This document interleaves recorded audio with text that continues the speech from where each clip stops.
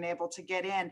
So what I have in here is just a little bit of reflection to start, and I think it'll help tee up the discussion later when we do have those results. So it's my plan to maybe spend 10 minutes on that, because I hope that it may help to get the juices flowing for working on your board goals. So this is what I have for the schedule. The last hour is committed to the Measure D items. I know Mr. Matt Kelly is here today to help with that. Does anybody have any thoughts or feelings about the schedule, or does this look pretty workable? I think this is very reasonable and workable, and I think the only thing, without the actual self-evaluation, we may be a little bit faster, which is fine. And what will end up happening is, if we finish sooner, I would expect that we take a break and then come back at 12. We did announce that we would talk about Measure D goals and objectives 12 to 1. So I don't see us changing, pulling that in one way or another. That sounds perfect. And I have never had a board object to ending a Saturday meeting early. So that sounds like a great plan. All right, so as we have on our schedule here, what I was going to start with is some discussion about the governing board's role. And that's kind of the role of the board versus the role of the administration, superintendent, and how that structure works, which I know that all of you, having been on the board, been at board meetings, have some education about that. But this is one of those things that I do find that every board can benefit from some refresher on it. And most of this, the concepts of this are worked right into your handbook anyway. And then I picked a couple of selections from your handbook to focus on. So I'm starting here, which is a quote that CSBA uses, and I'm not sure where it comes from, but it is a great way to tee up the whole conversation. A good school board does not run the public schools. It ensures that they are well run. And that gets to the idea of the governing board as the policymaking entity for the district, and the administration as those who are running it and reporting back to the board, because everything gets run in accordance with what the board decides are the goals, the vision, the direction. All of that starts here, but actually implementing it, putting it into place, that's what happens at the admin level. So I love this quote, and he's a cute little bird. So the governing board's role, sometimes the way that I have heard this referred to is that the governing board, of course, you're elected by the public, and you really are the community experts. You are the people who are out there talking to the folks in your neighborhood and at your schools, spoke to people when you were working to get elected, and the public has put its faith in you. And so you're really the experts on the needs of your community. The administrators and the administration are the educational experts. They are the ones who, you know, typically have worked their way up through teaching ranks, if they're on the certificated side, or are experts in their area that they're working for you. And that's why they kind of work on the how, and we'll get to that in another slide. But you're the community experts, they're the educational experts, and every school district works best when there's a partnership there. Everybody is rowing in the same direction. The arrows, actually, it's funny I say arrows because I noticed there are arrows down there. What you want is everybody running on that center arrow. You want everybody rowing the boat in that direction, and not the community experts going one way and the educational experts going another. And certainly not a lot of changing of the course, except when you have to. And that partnership, it's a lot like a marriage in that it's work. Anybody who has been married, I've been married I'm in my 25th year right now, and I think my husband would tell you that being married to me is work. And it is something that you work on every single day, and it is the same thing with the board and the relationship between the board and the superintendent. Sometimes people say, it's not easy, we're not having an easy time. If you're doing it right, it probably isn't going to be easy, because it is work. You always have to work on communication. You need to work on making sure you're on the same page. And like with any good relationship, you have to work on disagreeing without being disagreeable, and disagreeing respectfully, because you are 5 people with 5 perspectives and sometimes different opinions, and figuring out how to make that all work for you and get that momentum working forward is what it's all about. So that is what you are here to do, is set that direction for the district. And how do you do that? It's by working on the organizational structure, which is primarily determined through board policy. So you are the policy making arm of the district. And there are a lot of analogies that are used, but it's that view from 20,000 feet, not down in the weeds, using the edger, trimming the sides of the lawn, but really taking a look from up above and saying, how does everything look, and what policies need to be in place so that all of this is working properly? Or once an organization has been around for a while, it's often what policies need to be changed. Sometimes that's based on things that have happened. Sometimes it's based on changes in the law. And sometimes it's just based on, we've always done it this way, but maybe we need to look at something a little bit different to see how this is going to move forward. And so the board sets its goals, sets the direction for the district, puts the policies in place, and then lets the superintendents carry out those directives. The superintendent is working from the blueprint that is created by this board, and determines, how those things are going to get done. And then hopefully there's a good feedback loop there between the superintendent and the board, because you are then going to make sure that the superintendent, as your one and only direct employee, is doing the things that you want him to do, him in this case, and carrying out the direction as you have set it out.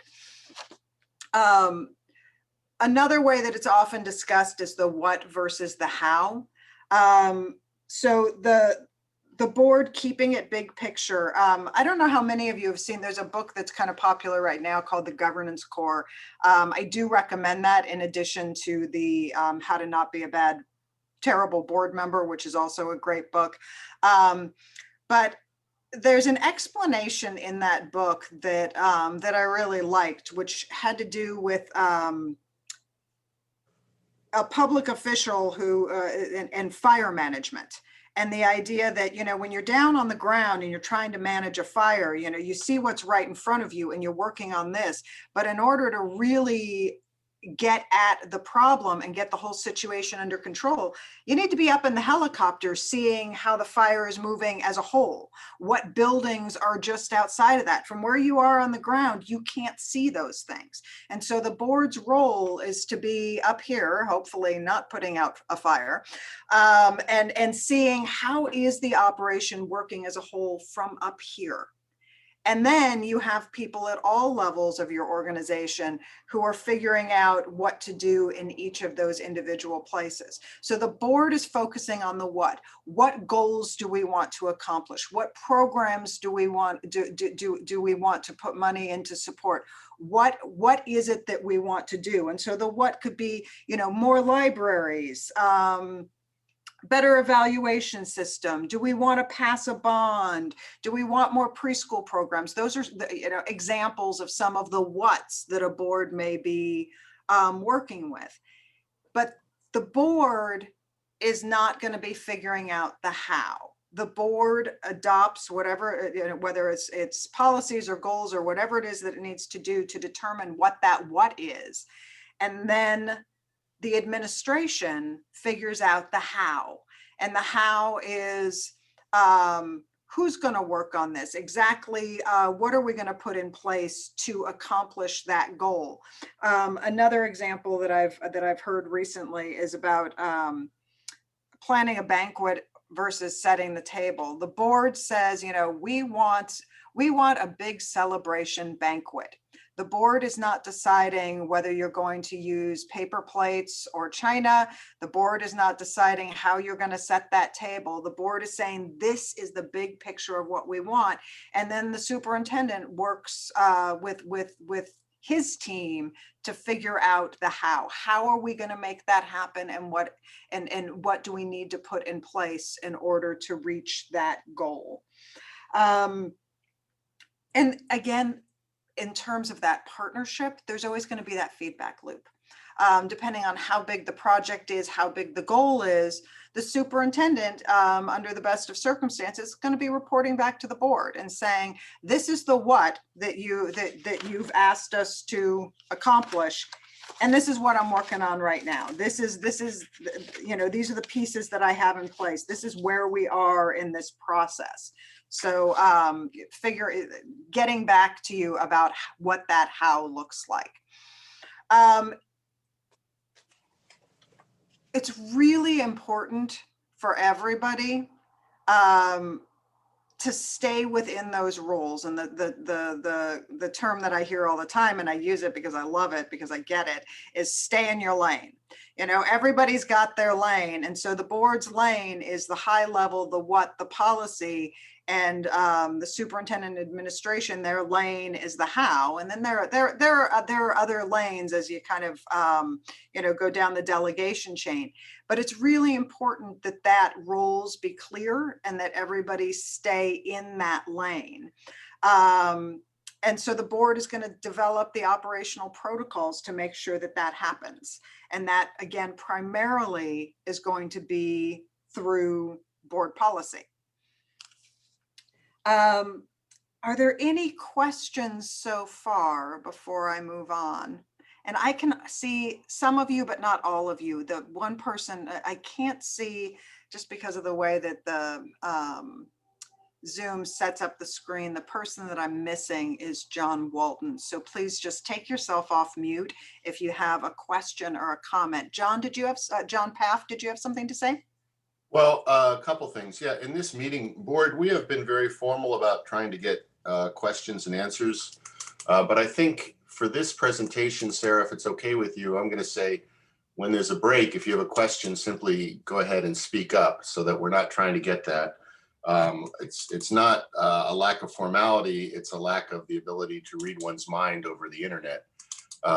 So please, board, go ahead and speak up. Public, there's a few members of the public. I see Sherry Dieter, I see Jennifer. If you have questions in the middle here, this meeting is has a little less ability for just general public comment, but with only a few people there, if you have a question, what I'd ask, I will try and keep track of anybody who's raised their hand and allow you to interrupt as well, if that's okay. And again, Sarah Katz, if that's okay with you. Yeah, that is fine. And I will, because I can't see everybody, I will rely on you to And I'm sit there and tell me what's happening. very good. And I'm going to rely on other people as well to say, John, you missed somebody here. If that happens, there's other people with eyes on screen, thankfully. Yeah, and John, I'll keep an eye on chat window and raised hands, and I've got a couple screens going here, so I'm just setting up a screen to monitor for that right now too. Thank you very much. I appreciate the informality because like last year when we worked all together, it allows a little more give and take than a standard meeting. And I feel like it's a bit more of a work session, or a study session, and that's kind of great. So thank you. Yeah. So with that, board, unless I hear otherwise, I'm going to say let's move forward. Sarah, you can actually now, Zoom allows you to rearrange if you have a participant screen, you can actually drag them over to wherever you want now. I can drag it, but it has this short screen. Actually, let me see if, oh, wait, is it gonna let me? I just changed the configuration there. Oh, I can get more people here. I'm not sure if I have everybody, but I do have considerably more now. Good. So thank you Hey, for that. Sarah, I do have one comment. This is John Walton. I mean, I appreciate the overview, and it's always helpful, kind of being reminded of the high level goals of any board. I think my observation is every board that I report to or participate on is a little bit different in terms of the level of detail they get into versus just strategy and policy. And I agree, the role in government, local government, of boards is typically around policy and strategy and directing the staff. But in our board, I would say the nuances are we do get more involved in the nuances probably than some boards I'm more familiar with because of our role in approving positions, approving contracts, approving budgets, approving bill schedules. So there is a level of not just saying, we trust you, go do it right, and tell us how it all turns out. I mean, we have a lot of meetings, they go on for a long time, we talk in a lot of detail. And I think that's really a function of this board's feeling and previous boards' feelings that I've observed for this district, that there is a level of detailed responsibility for all those things. And so while I agree sort of at the high level that, we should be respectful and supportive of our administration and principals and teachers and not seek to direct them as board members, I also seek to find that balance between when should I just give high level general direction and policy direction versus, ask questions about details of things that we're asked to approve in meetings.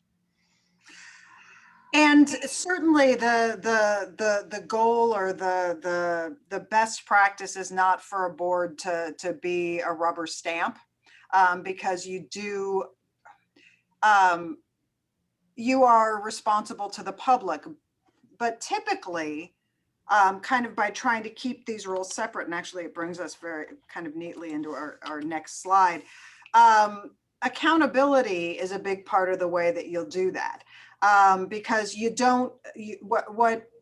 what can create conflating roles, confusion, et cetera, is having 5 different people giving direction to administrators on what they on the how. This is how I think that you should do this. This is who we think should, and that can create confusion for staff, and for everybody else involved in terms of who they answer to. But the fact is, your employee, your direct employee, is the superintendent, and so making sure that things are being done in a way that this board is comfortable with and that this board wants. Part of that is the conversations, the ongoing feedback loop with the superintendent, which can happen at open sessions and board meetings, but can also happen in your one-on-ones with the superintendent, conversations that you have, and you hold the superintendent accountable for making sure that how is in place. But you do have to be very careful. And I do hear what you're saying, that bigger districts, bigger boards, there may be more knowledge about exactly what that how is, who's working on what, all of those things. But I think the same principles still apply for the reasons that are on the screen here, which is that it can create, getting back to the slide, the picture that had the arrows. If individual board members are too involved in the how, then it can become ineffective in that people are moving in different directions and courses being changed. So you want to make sure that you're able to stay moving in that same direction on the how. And you want to make sure that your employees, whether it is the administration, but all the way, through certificated, through classified, understand who they are taking their direction from. And an example is situations where, and I've had this happen in other districts, where board members are visiting campus, which is a great thing to do, something that you should be doing, and are giving direction to individual employees about what they should be doing. You know, oh, well, I saw this over here. You really need to do this. Oh, well, can you go clean up that? You should really, and that is very difficult for employees, because they're taking direction from, in that case, the principal. And they're thinking, okay, my principal gave me a set of priorities and directives, and now I have the board. And you carry a lot of weight. The employees of your district have a lot of respect for the board and the individuals, and are going to want to do what they're told when told by a board member. But it can create confusion and some difficulty for staff if they're trying to take direction from too many different places. Sarah, I think a good example of this, since I've been on the board, is initially when I got here, public parents would write, and board members, to signal that they had actually read the correspondence, would respond. And so we had a lot of different responses. And I know John Paff and I did the Masters in Governance a couple of years ago. So we changed the board approach, that currently the president, that's one of the things I think we should look at, because I think that's a big job and it adds another piece. But I know a lot of districts, and what we do now is one board member is responding on behalf of the board. So it's one voice, and I think it's so much less confusing than 5 takes on the correspondence. And to clarify, I'm not suggesting the board members should or do go to campuses and direct staff, but I think it's an oversimplification to say our role is simply to set policy and then hold the superintendent accountable, because that's not how we have run our meetings or done business. And I suspect after this meeting, we will continue to get into the nuances and open and closed sessions about specific positions and budget issues and negotiation issues. And so I think while it's important we as a board talk openly in a transparent way in public sessions and voice agreement or disagreement and come to decisions as a board, I don't think it's just at the high strategic level. And John, your point, actually, you started this, that explanation with school bell schedules, which is a great example of, you know, we're not delegating, hey, go fix the school board schedule. You're absolutely right. We're going to be looking at that and trying to actually relate that back to the parents we know, because, you know, okay, bluntly, my best hope is that the state of California pushes that out another year for us. But it has to change, and we're going to be looking at that sort of at a very low level, not just a push it out to Ralph and the principals to set. So I understand, I think, exactly what you're saying there. Sure. And he's right. I mean, we do, by the nature of our board meeting, the contracts coming in and going out and stuff, there is more hands-on, hence the long meetings. But we all agree we shouldn't be in telling a teacher, boy, I'd sure love to see you do this in your curriculum. I mean, that's really in the bushes. So we don't want to do that. I do think that it's important to make a distinction here too, though, that when there are items that are brought to the board that the board needs to approve, many of them, and some are those items that we are simply required by the state to approve. Some of them don't necessarily require heavy scrutiny. Oh, sure.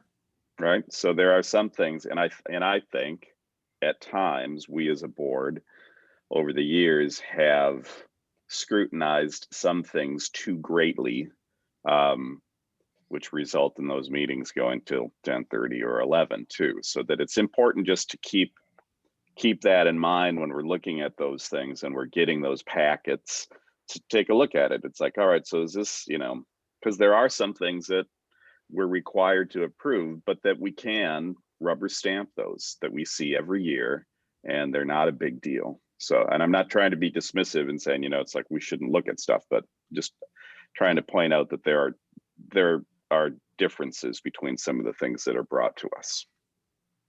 And something that I know is in your handbook on that point, and it is a good distinction, is how you handle those questions. There are some things that you as a board are going to want to discuss about, you know, contracts or issues that come before you on the agenda.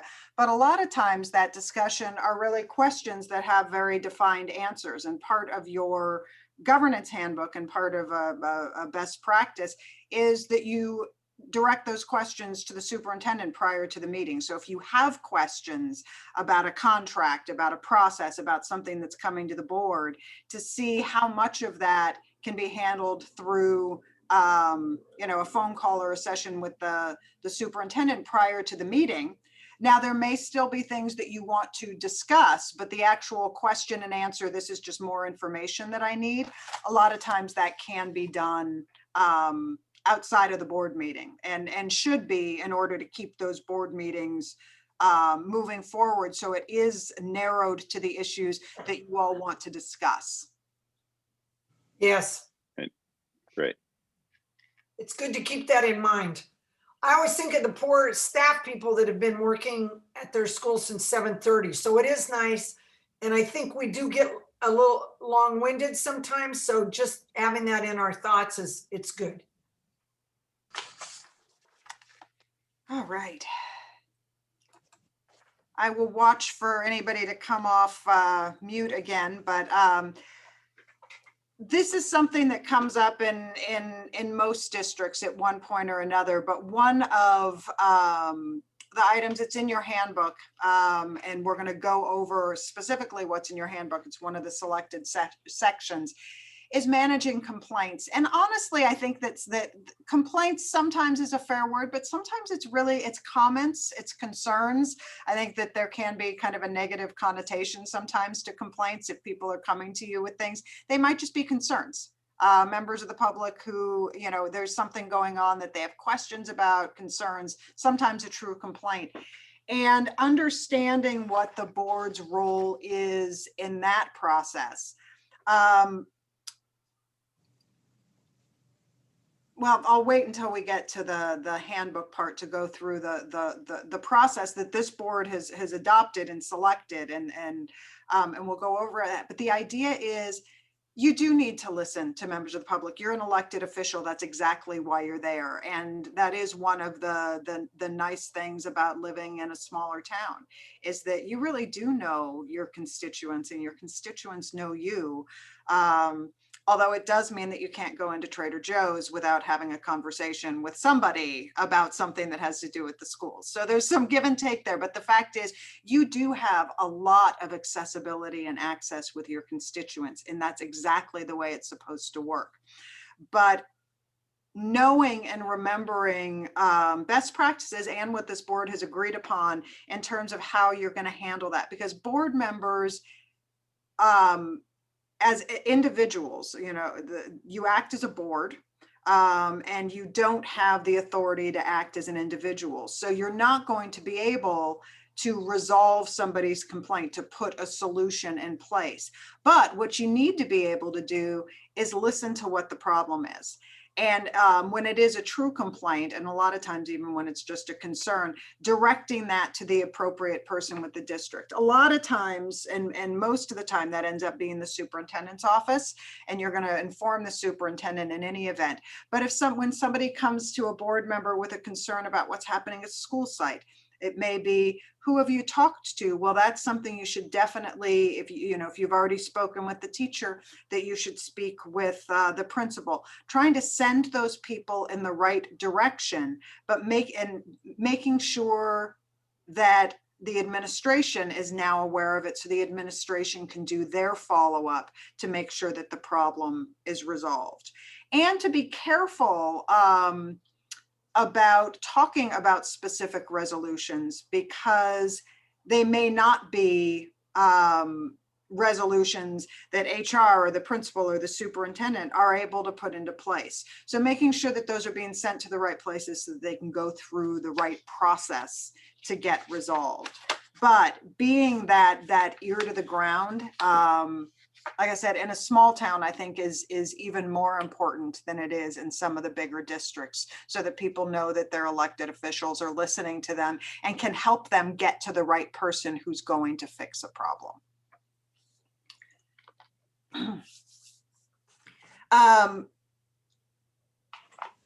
The board's there's a lot of very important things that the board does, and setting policy is certainly one of them, but one of the most important decisions that a board makes is hiring the superintendent to be the district CEO and the selection of that person. And that is because the superintendent is responsible for the day-to-day operations. And is going to have that feedback loop, and you're going to hold the superintendent responsible for helping you to meet those goals, for making sure on a day-to-day basis that's getting done. Evaluating progress towards district goals, that's what we're here to do today. And promoting the district within the community. I think that's something that this board does a good job at, in terms of talking about the great things that your sites are doing and your teachers are doing, your classified staff are doing. And then the superintendent's job is to focus on the how, listening to you at board meetings, working with all of you individually to make sure that when you get to the meeting, you can be effective, and then implementing that board policy and keeping the feedback loop in place. And providing data and information to board members. One thing that I'm not aware has been an issue in your district, but I know it has in others, is that all of those requests go through the superintendent. If there's data that you want, information that you want, instead of reaching out to HR and to the assistant superintendent and to different individuals, sending that all through the superintendent, so that the superintendent can not only get that board member what they need, but typically to get that same information to every board member, so that everybody is operating from the same piece of information, from the same standpoint. So high-performing boards, anybody who hasn't done the CSBA governance training, I highly recommend it. It's the expanded version of kind of what you're hearing today and a whole lot more. Really, really great stuff. And make sure that you adopt what the mission of the board is as well. And by staying in your lane, supporting your superintendent, supporting your other board members, doing all of this respectfully, not losing sight of what that mission is. And although we don't need to spend a lot of time talking about it, I just wanted to, this is in your handbook. And this is the mission that the board has chosen, in partnership with the community, with a focus on equity, to challenge every student by providing quality instructional program and a positive, safe, and stimulating environment, and meeting the diverse needs of students. This is the mission of the district. And so every policy that you put in place, all of the what's that you decide to do are going to be driving towards that goal right there. Well, that mission right there. And everything that the superintendent puts in place to meet your goals is with this mission in mind. I believe that a couple of board members had asked about the process for board policies, how they come into place. I'll give a kind of a high-level overview if Superintendent Porras wants to chime in with anything that's more specific to your district. Board policies, you've got a lot of them. All districts do. There's a lot of things that you're required to have policies on, and some of them are discretionary. You subscribe to CSBA, they'll send you all of the updates. That's one way that policy revisions and changes are going to come to you, is through CSBA. Legally required updates, typically you'll get those from CSBA, but sometimes there'll be recommendations from legal counsel or other places. Something will come to your attention that isn't fully in compliance. And then policy issues that are raised by circumstance, something that has happened in your district, and sometimes something that did not happen exactly the way that you wanted it to in your district. And it brings forth a conversation about what can we do at this level. Hopefully the superintendent, the principal, the head of whatever department has dealt with that specific issue, but now you can look at a policy level, could we have had something else in place that would have prevented this problem so that things would run more smoothly? And typically the drafting, again, some of it's going to be by CSBA. The administration with input from the board will work on some of those revisions based on what it is that you want to do that might be a little bit different from what other districts want to do. Typically, it also gets run through quick legal review, make sure that the changes that we made are actually in compliance with the law, and then to the board for review and adoption. And nothing happens until the board has an opportunity to read that, give feedback, and adopt it. That might all happen at one meeting.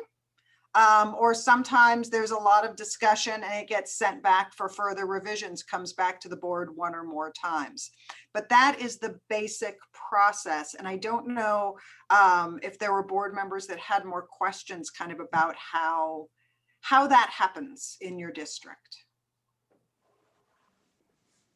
You know, Sarah, just one thought, if I may, just as a point of clarification, I think we, this board, at least the board in the district years ago, moved towards more of a first and or final readings of board policies that have come into play, aside from those that are just, you know, minor changes that are legally required that we really don't have any creative, inventive thoughts about. It's just simply it's required by law, and so we had to make some adjustments. Sometimes boards will do a mandatory first read on newer policies or substantially changed policies at one board meeting, and it'll come forward as information discussion only, therefore no action possible, so that the board of the community had a chance to read it through, ask questions, and then send it back to administration. It gives a week and a half, 2 weeks of cushion to make some changes, and then it's brought back for action at a following meeting in the form of a final read. And being a first read in information doesn't mean that you can't make changes. In fact, that's the time to discuss changes, to discuss options, propose different ideas, kind of really just kind of spitball the process and see what changes want to be made. That's completely fine during the information process. It doesn't become any action until the board approves it formally. In our district, we have a lot of policies that now come as first and or final, which gives the board the opportunity to read it and still do all of that discussion process and make changes if they want, or they can simply adopt it right there at that meeting, and you'll see those come in as action. So we've kind of done a little best of both worlds. A number of small districts do that kind of thing, but that's just a little difference that we see in Pacific Grove that some districts might not have. Thank you. John Paff, did you have a comment? I see you are not on mute. Well, I never really mute myself. I just try and not talk because I have to press a button on screen and it's kind of odd to stick my finger up there. Anyway, no, I don't actually. I think that the what Ralph described has been pretty effective for us. I think policy gets interesting. You know, there was a question that we got, and a member of the public who wrote in and said, you know, we're looking at a policy that was dated 1998. That's now obsolete. And my standard response to when I get that at work is, well, okay, we have three major religions that run on books that were written in 4000 BC, 200 AD, and 800 AD. So are we claiming they're all obsolete? The date of the origination is not the date of the policy. It just says we've had it in place since that time. And we regularly update. And I think when Ralph first came on the board, there was a pretty significant haul to go through every policy. Am I correct there, Ralph? You're muted. That's why John keeps it unmuted all the time. Yeah, we at the beginning of the first 3 years, we did a pretty huge study. Laura Emerson at the time was charged with bringing them up, and Mandy now does also the same thing. We do a review almost yearly to try to find those that need to be hit upon. So I think where I was going with that is we're actually in a pretty good spot there. We've been updating on a regular basis, and then you get into questions of things that are just rapidly changing. I'm trying to recollect if we have a very formal social media policy. We have it written in some other places, correct, Ralph? Yes. But is this something we actually need to really reconsider? Because it's clear from the last 4 years how immensely powerful truth and fiction is on social media. So I guess I have no other comment. I mean, I think the policy and the practice that we have in place is pretty good. We just need to make sure we're routing it right, and then really consider what's going to be forthcoming as technology changes here. All right, thank you. Couple of things to highlight from your governance handbook. This is something that I've been working with a couple of other districts on, and I just wanted to put it on your radar. The book that I mentioned, I know that Ralph has a copy of it, which is the governance core, really goes into this unity of purpose. What is the moral imperative of the board?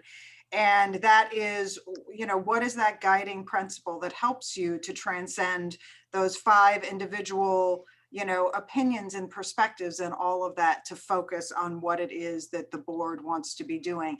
This is the unity of purpose that is in your governance handbook now, which may be perfect moving forward, or it might be something that you want to look at and work on in terms of that unifying principle.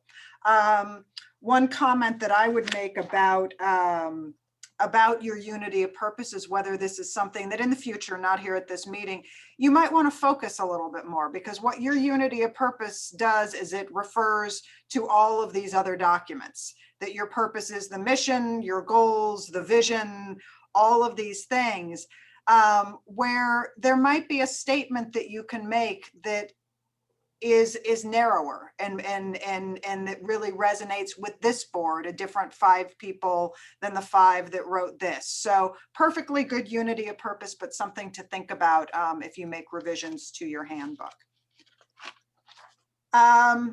I pulled 2 sections from your handbook. I will not go through bullet point by bullet point, but honestly, I think it's great to be reminded of what's in there. Your handbook is great, and I know it's been used by some of your neighboring districts as a starting point for their own. So it's a really terrific document. But it comes back to what we were talking about with not confusing roles and creating misunderstandings, just remembering that every individual board member is a unit of the larger board, and individual board members don't have individual authority to direct, to decide, and to do. You act as a group. And so that's all of those things are in your handbook. I think it's a good reminder. The last thing that I wanted to focus on is the handling of concerns or complaints. And I do notice that I put the word concerns in there because I don't necessarily always like the word complaints. But what this board has decided, and we had a lot of conversation about it last year,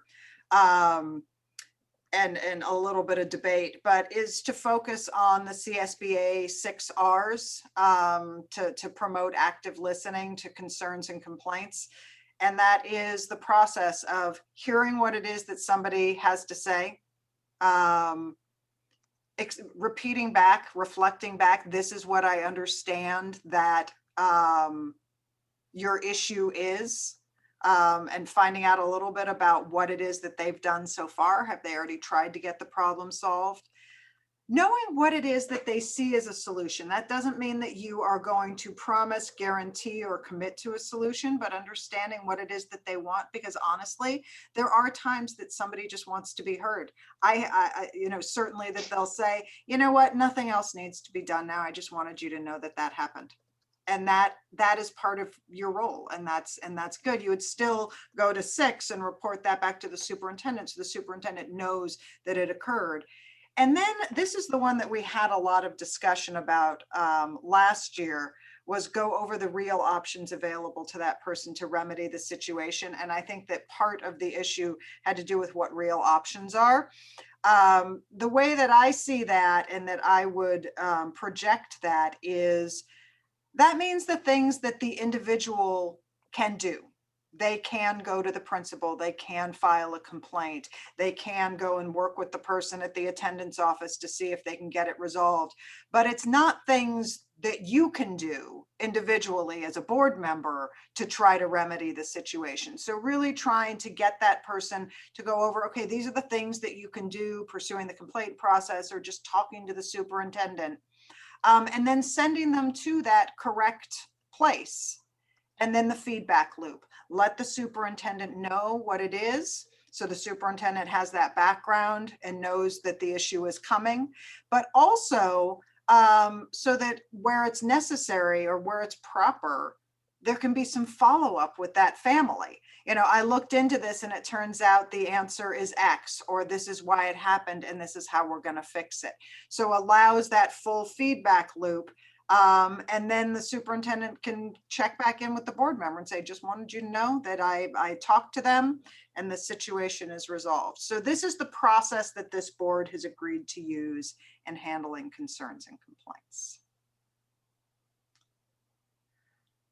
All right, well, only one, yes. So within that context, there's a fine line sometimes. One of my things is every board member should be trying to operate with the same amount of information as everyone else, right? Where you really run into problems is, well, I didn't know that. I mean, you said you've been married 25 years. Guess what the biggest problem after my 28-year marriage is? Oh, look, I didn't tell her that. I just thought it. So when we get into that, when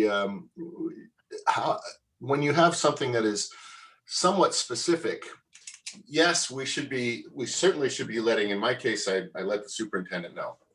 That's my conduit. Hey, I told so-and-so, and I think they'll probably go talk to Principal Rogerman. But I wanted to let you know, and yes, we got information feedback. Thank you very much. How much of that should be disseminated out to the board in general? I'm going to give you my favorite lawyer answer, which is it depends. It does depend on kind of how specific of a concern it is. If it is something that's very specific to one family and it's easily resolved, it may just be closing the loop with that board member. But where it's a more systemic issue or something that had a lot more notoriety, there's a lot of buzz, speaking of social media, on social media, then that is a situation where the district is going to be well served by the superintendent, doing a check-in with the board. Just, this is what came to me. This is how I've resolved it. If you have any questions about this, please give me a call individually. Is there anything that you want to add to that, Ralph? Yeah, I think you hit it right on the head. I think most of the time the board will see a email back reading something to the effect of, dear trustees, a trustee had asked about this or had let me know about this. And I'll literally do my best to cut and paste the actual content of the email that I received with the questions, and then insert the responses or the answers or the follow through in that same email. Again, do my best to try to keep it as not anonymous, but just try to make sure it's information for everyone. Whenever the board sees that, it's a response to information that I've been receiving from either a member of the public or a trustee. Sometimes you're right. Sometimes it's just a simple request. Something just came up that was like, oh yeah, right. I can address that, and I'll go and talk with the principal or whomever, and then get back to that one trustee and said, you're right. This did happen, and we closed the loop on it, and it wasn't a big substantive issue. So I think I'll do that with every email that I get, and some of the times I won't share it with everyone because it's a very small issue, and it's gotten resolved. But rarely do I not let the whole rest of the group know. All right. Well, we are running very close to that schedule that I put together, which may be more flexible as we get through the next section, because it is going to be a little shorter without the full self-evaluation. But now is the time for a break. My clock says it's 9:57. John Paff, Yeah. would 10 minutes? Yeah, let's come back at 10:10. Okay, we will see you at 10:10. Thank you. Could you unmute Riley, please? Ralph, we have one more minute. Yeah, I was just responding to him, but or her. I'm not sure. Hello, good So- morning. There you go. Did you have something in particular? Public comment is Well, go yeah, I'm ahead. sorry I'm late. I didn't realize this meeting was happening. One of the parents reached out to me to speak up in regards to SROs. I'm wondering if that conversation has happened or if there's a public comment that can be made or. There is no open public comment. We are basically restricted to the specific board goals that is in the agenda. So that would not be on the agenda for this week. Okay, thank you. Okay. How do I get agendas for future meetings? Well, they are listed on, they are sent out to all parents within the district who have emails registered, and they are posted on our website.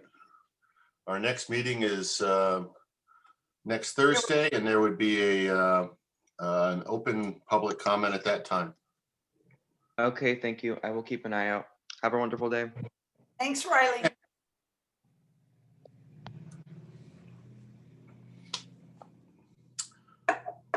Well, okay, that reduces my screen by one frame. How interesting. Go ahead, let's restart. Ms. Katz, I'll open it back to you. All right, and actually, I may bat the ball right back into your court, because having heard that perhaps not all of the board members were able to access the self-evaluation, I'll show you what I have here, but I'd like some feedback from the board on whether this is an exercise that we should start now or not. I knew we wouldn't have the results, but in the event that everybody had gone through it, I was going to start with kind of a, two things everybody kind of writes down, two things you're doing well, two areas for growth, and then have some sharing out. But if everybody hasn't had a chance to go through and really do the thinking that's involved in the self-evaluation, we don't have to do this now. We could do this at a future board meeting when you have the results. So I would like to get some feedback on whether or not the reflection exercise would be helpful at this venture.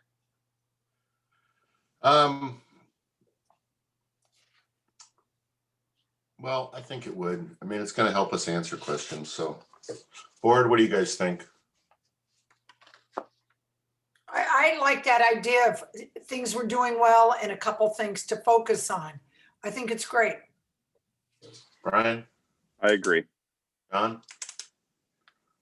I think the last time we did this, 4 of us were the same. I know Carolyn Swanson's new, but I would suspect, I don't know, my answers this time were pretty much the same as I put down last time. I mean, I would think we could look at the last one, and then Carolyn could chime in with her views on, where she saw similarities or differences from her perspective. If she felt like, they were significantly different, we could talk about that. My opinion really hasn't changed in terms of our performance and things like that since the last time we did this.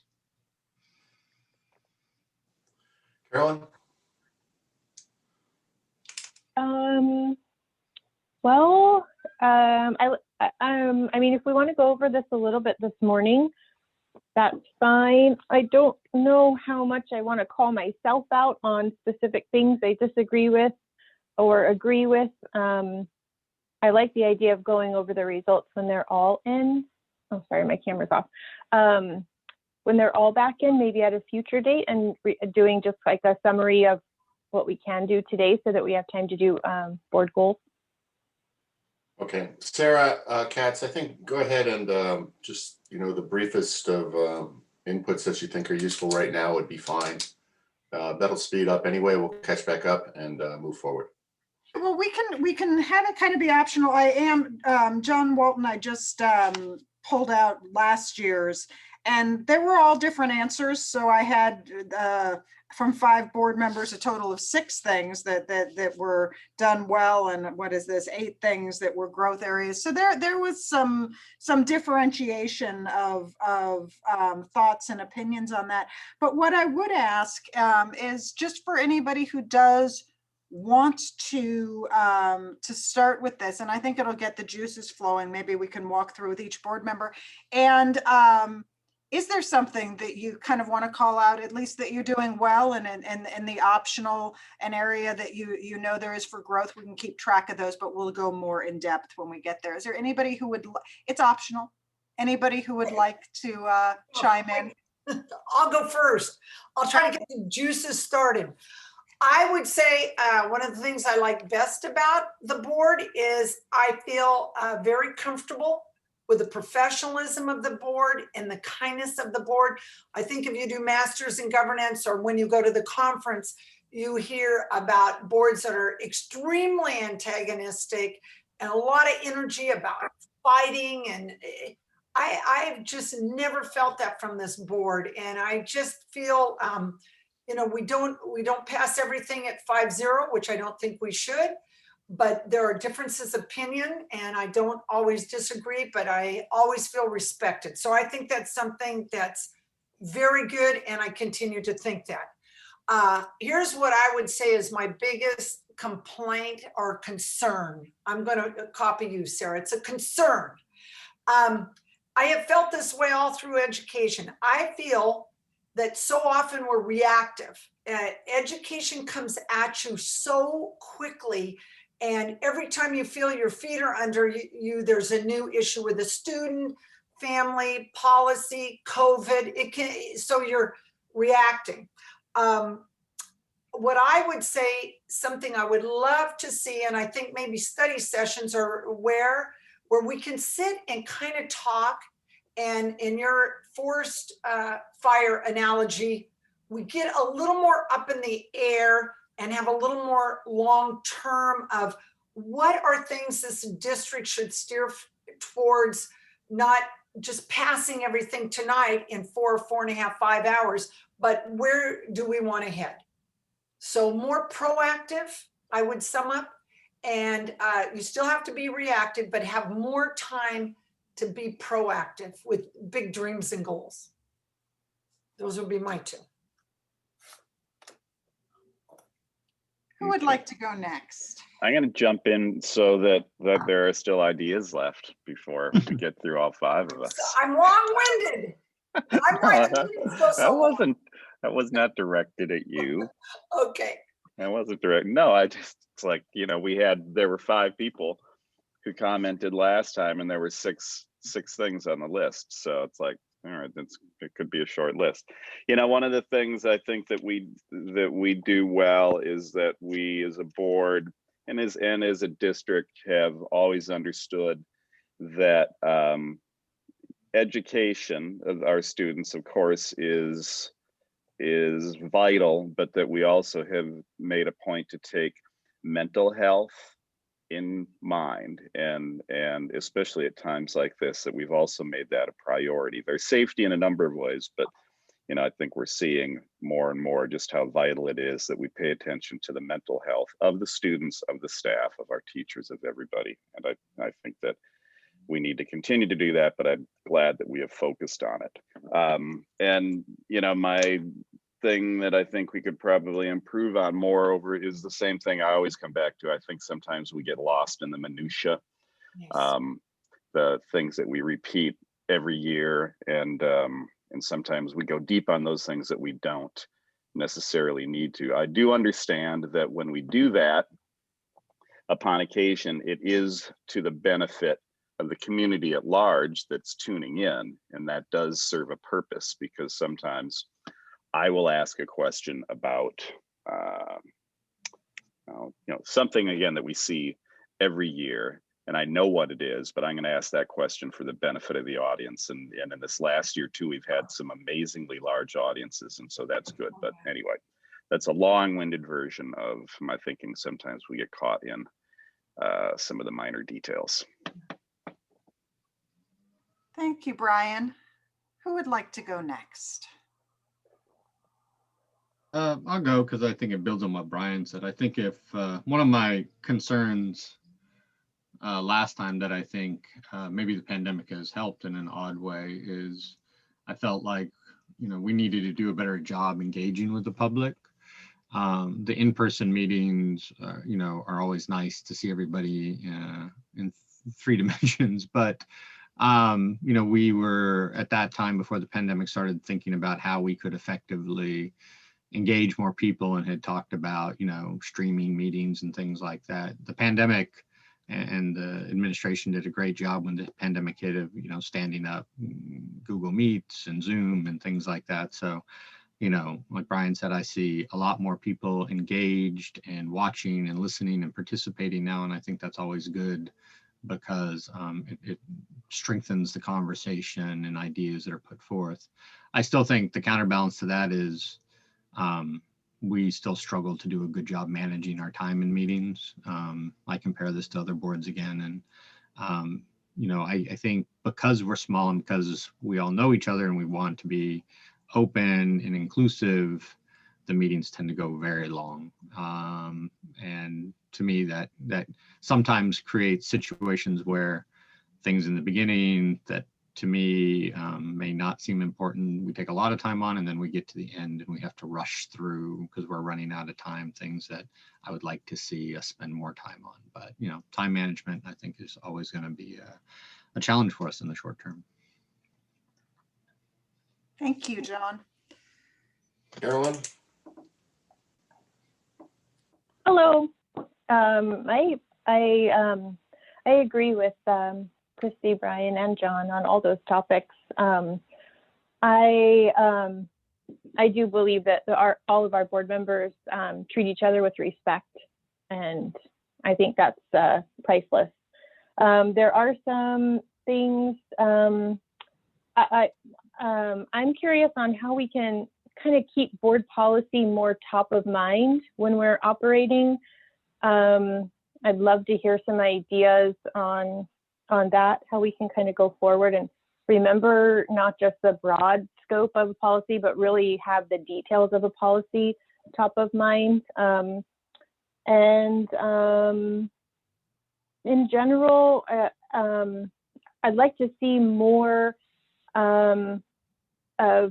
when we have an issue in our district, kind of having more people who are closest to that issue, able to speak more directly somehow. I'm not sure how that can work, but I feel like sometimes we have an issue, and by the time we're hearing about the issue, it's filtered through, for example, like it's filtered through a survey, which is filtered through teachers, which is filtered through principal, which is filtered through staff, and then gets to us. And I think sometimes for me, that kind of, it's hard for me to really, I want to hear more from the people closest at it.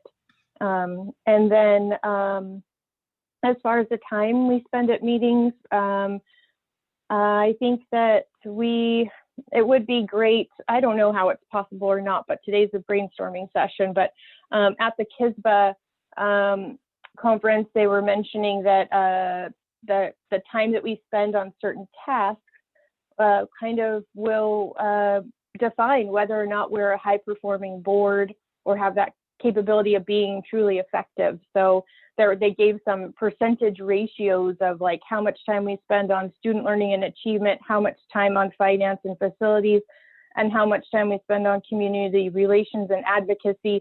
And I'm curious to hear from my fellow trustees at some point how we can kind of implement that into our agendas, because that might be a way for us to kind of put a measurable goal on what we spend time on at our meetings.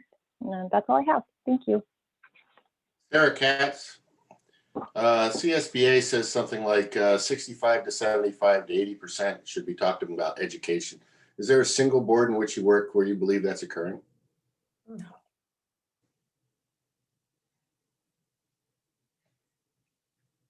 Sarah, I'm not hearing you. No, that's because I'm thinking, so long pause. 65 to 85% of board meeting time? What no, I'm asking what the statistic is. You're a little high, John, but it is a lot more time on student learning and a lot less on facilities and finance.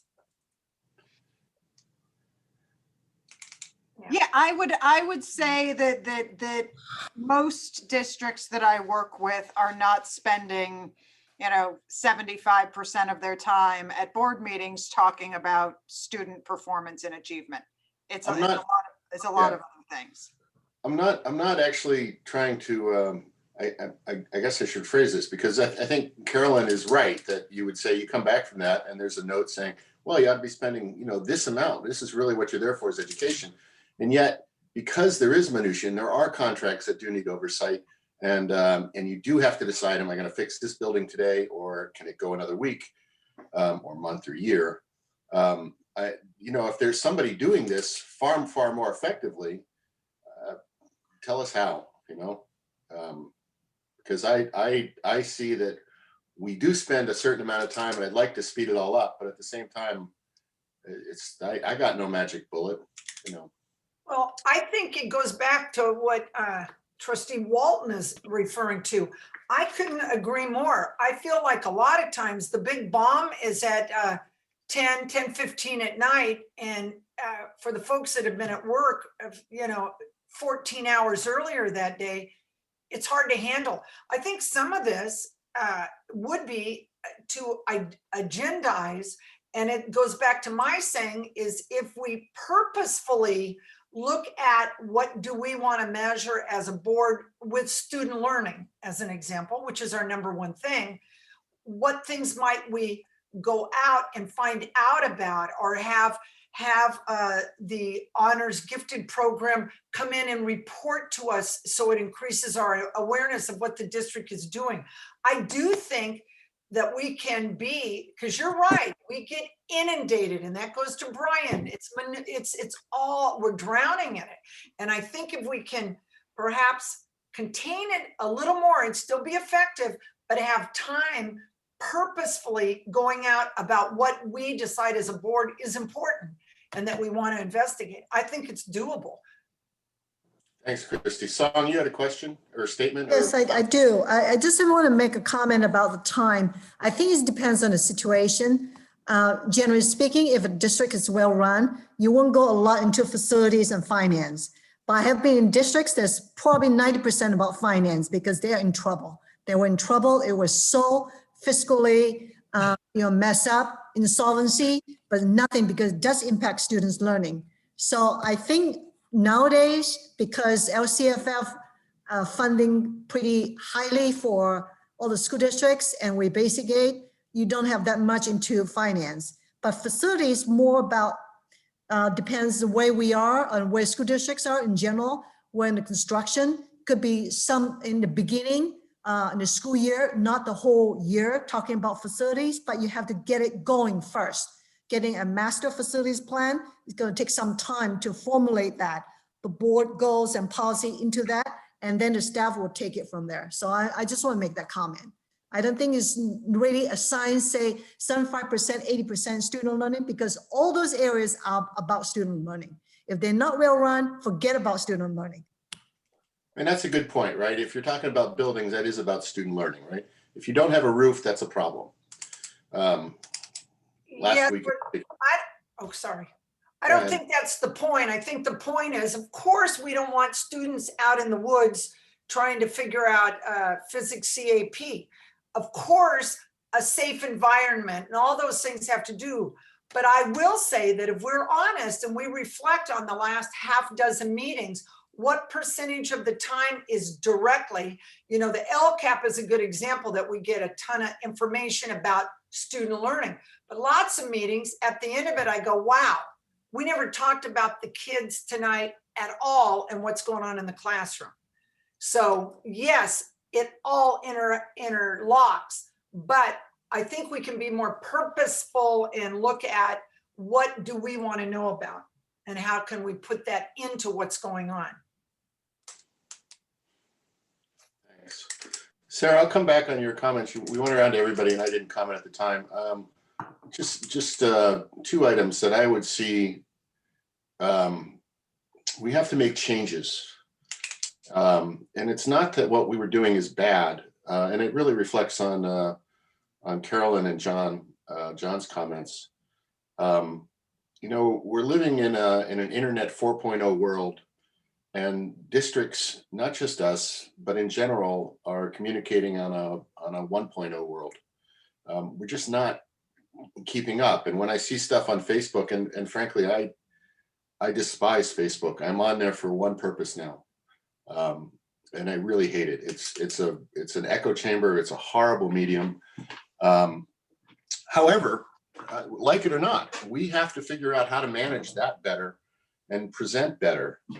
And as a board goal for the year and for the foreseeable future, figuring out how to contain that. And God forbid that we actually have to hire somebody to do nothing but that. But if that's where you have to be in the modern world, maybe that's where you have to be. It's not educational. It's communication. I don't think the district has done badly, but we're not keeping up. So anyway. All right. Thank you, John. I have notes on all of that, and there and we can kind of use that as a jumping off point for the full board evaluation when we get that information in. And so just to talk about, I'm not sure if this will impact your goals, because the goals, I think, generally are a lot more student education focused, but having some more discussion maybe during the board self-evaluation about how your meetings are going now, what is taking up that time, and what you can do moving forward to try to focus that more. So again, meetings don't go as late. The discussion is really around the students and education, and to the extent that you want achievement focus. And even though, I mean, facilities budget, all of that stuff certainly play into student issues. It's all connected, but to really keep the bigger parts of the conversation focused on that, I think that you guys can come up with some strategies through your self-evaluation to address that. So the next steps on that, everybody, hopefully they'll get the kinks ironed out on the technology side of that. You'll all send your information into CSBA. It takes about 2 weeks. We get back the results, and then they would be presented at an open session board meeting like this. And it doesn't have, for anybody who hasn't seen them, they use, I think it's a green light, blue light, yellow light, red light, kind of as to whether this is something that everybody thinks you're doing well, that everybody thinks you're doing badly, or somewhere in between. But it's not attributed to a single board member. It doesn't say, you know, Sarah said this, but it does tell you how many people, and then you can talk about, most people do kind of share, you know, oh, that's where I was chiming in. But that's how the information is presented, and it gives us an ability to focus on the areas that more members of the board think are areas for growth. So kind of the reds and the yellows. So that's what we will do next. But moving into the next topic for today, which I think there will be a lot of discussion about, and really discussion on the board part, and I'll just facilitate, is your goal setting. You all were sent the documents, but I put this on a single slide just so you could see kind of on a summary level what your current district goals are. This is what's actually in your district goals document. And there are 2 categories, I'll call them categories there. One is the goals, and that's what I have retyped here and put on the screen so that you can see them globally. And then after that, it has goals defined. And that's kind of the more detailed aspect of what is the goal in this area. And so there's anywhere, it looks like between 3 and maybe 6 bullet points in each of those. So I think as a starting point, you can kind of look at, are these the goal areas? Do we want less goal areas? Do we want more goal areas? And do we want to change what within that description is the goal? So for example, and again, we talked about a lot of this last year, the fiscal solvency, accountability, and integrity, as stated there, it was a conscious decision made by the board, but it isn't necessarily a goal that's stated there. What is the goal within that? Although in your bullet points, you do have more detail. So, and then on the next slides, just so you know what's coming, so we have an idea how to work through it, I have a slide with each of the goals and each of the bullet points that we can walk through, we can craft. I can also switch to a word screen so that we can craft some language together. But what I would like to do to start with is to open the floor for some discussion on how do we feel about maintaining these goals as the goals, or is this something that we want to work on? And again, you can make it broader, more narrow, and you can focus these, because these are very much goal areas and it's district by district, but some districts have kind of a more focused goal statement, but you don't have to. So I will open the floor unless, John, if there's anything that you want to say at the outset. I would just invite any board member to jump in on what you think about these as being continuing goals, or do we want to change them?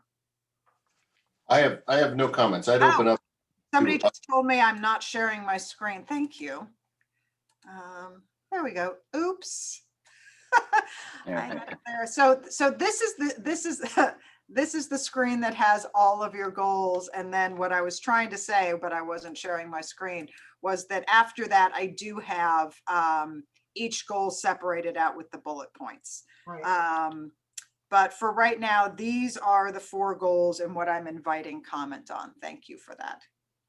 Thanks. I will. I have nothing to add at this point. So I think. Well, I do. What we have listed is still apropos, in my opinion.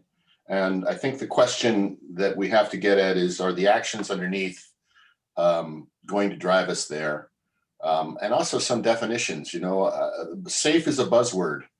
To some people, safe means 100% risk-free, and to me, that's not realistic. But safe is also not you're going to put your foot through the floor. So what is that?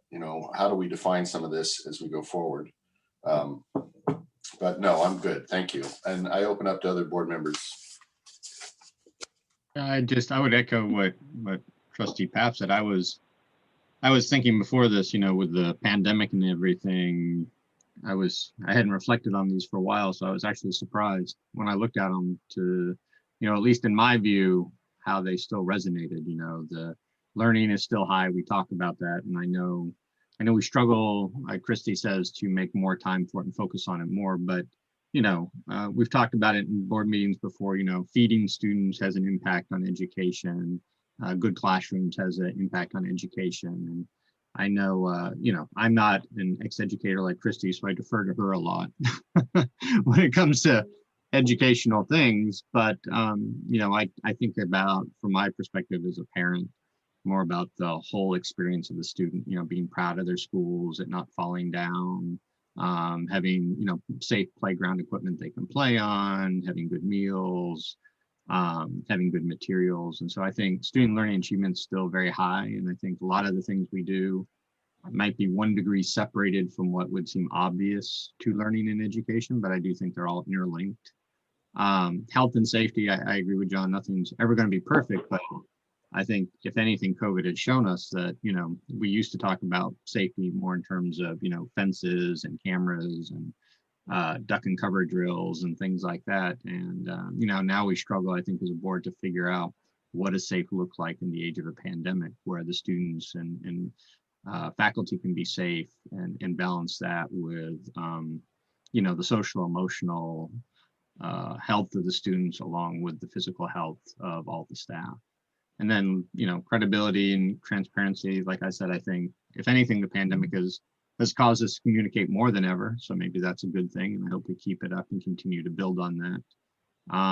And I think, we're blessed as a school district to have such a supportive community. The bond passed, and I think Song and all the staff do a great job, reporting out how the money is being spent and being thoughtful even in times of emergency, how to keep the budget balanced. And I'm really proud of the board that, I saw a lot of things happen up in the Bay Area where I work, where people were getting laid off and being, temporarily suspended from their jobs. And I'm proud of our board for continuing to support all our staff and ensuring that they had jobs through this hard time. Agreed. Thank you, John.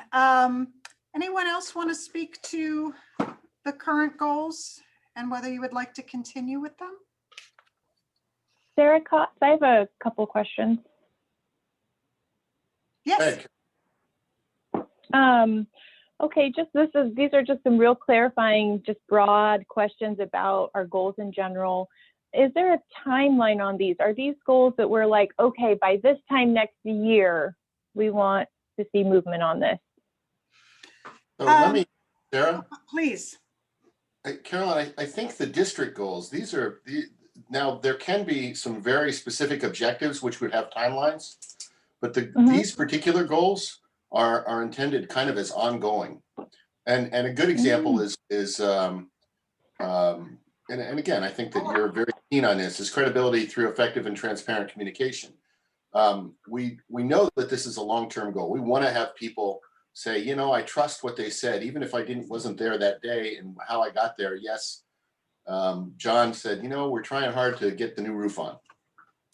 The new roof is an objective, a short-term objective. But when we lose that communication, and Facebook is a perfect example of communication that we sort of just have to work in. We're not necessarily succeeding in that transparent communication. So these are long-term continuing. Underneath, you can end up with some definition and some shorter-term objectives. I see. Thank you so much. And then I've printed out all these documents, right? I've got the board goals, I've got the strategic plan, and I've got the superintendent's goals. I see the superintendent's goals are more specific to like a school year. I know that they're, from 18-19, but I think that's because of the pandemic that they're not, 2021. So is that correct, that the superintendent's goals are more kind of school year to school year? That is generally correct. Sorry, I'll go ahead, John. That is generally correct, that we are trying to define objectives for the superintendent that are either specific for, maybe it's not 1 year, maybe it's 3 year, whatever our contract happens to be. Well, it's not even contract related. It might be ongoing still, but yes, generally that's a true statement. Okay, and then one more of these broad questions. For the strategic plan, I've kind of Googled some other ones in other districts, and some other districts are like 3-year, 5-year, 7-year strategic plans. Ours looks like it's just kind of a 1 year at a time strategic plan. Is that correct? I thought that your strategic plan was a multi-year. I'm going to take a look at that again. Oh, well, it looks like it was put into place in 18-19. You're right, but my recollection from our discussion last year is that the idea was that this is a multi-year plan. This is something that is ongoing and being worked on. And it can certainly be changed and updated, but it's changed and updated based on the district goals. So as district goals change, or some of those bullet points, as we talk about here, beneath the district goals change, or things actually get crossed off the list, something that's on the strategic plan is done, that it will change over time, but that generally is seen to be more of a multi-year plan. Superintendent's goals are typically kind of year by year based on the evaluation, and then starting the new year with new goals based on kind of that feedback loop. And the district goals often don't change every year, but there is typically check-in every year on whether or not those goals remain the same, and if that will create any changes to the superintendent's goals or to the strategic plan. Oh, thank you. Okay. So I haven't looked at this for one specific thing, actually. If I had saw it, I would have read it. One of the things in our strategic plan is long-term fiscal responsibility. That's going to go forever. One of the shorter term objectives of that would have been 2 years ago to pass a bond, and that would have been both put on the superintendent's objectives, and it should have been on ours as well. So, and then of course now we've got the bond, so now we take that off and change that over. Okay. And so just to really make this concrete in my mind, it sounds like the board goals as a hierarchy is what kind of starts this whole process, and then it generates what we put on the strategic plan as well as superintendent's goals, and superintendent's goals is also fed by the superintendent evaluation annually. Is that right? Until a pandemic hits, that's correct. Okay. Thank you all so much for entertaining my questions on that. Thank you. Thank you, Carolyn. And then just structurally, and we'll talk, well, this is kind of one of my talking points for later, but I'll say it now, which is the strategic plan, because it is all driven from your goals. The strategic plan, that's the what, the goals are the what, and the strategic plan is more the how. Like, how are we going to get the board to the goals? And so generally the administration will put together the strategic plan and all of the specific hows and to-dos based on that direction from the board, you know, and these, including these individual bullet points that you'll come up with.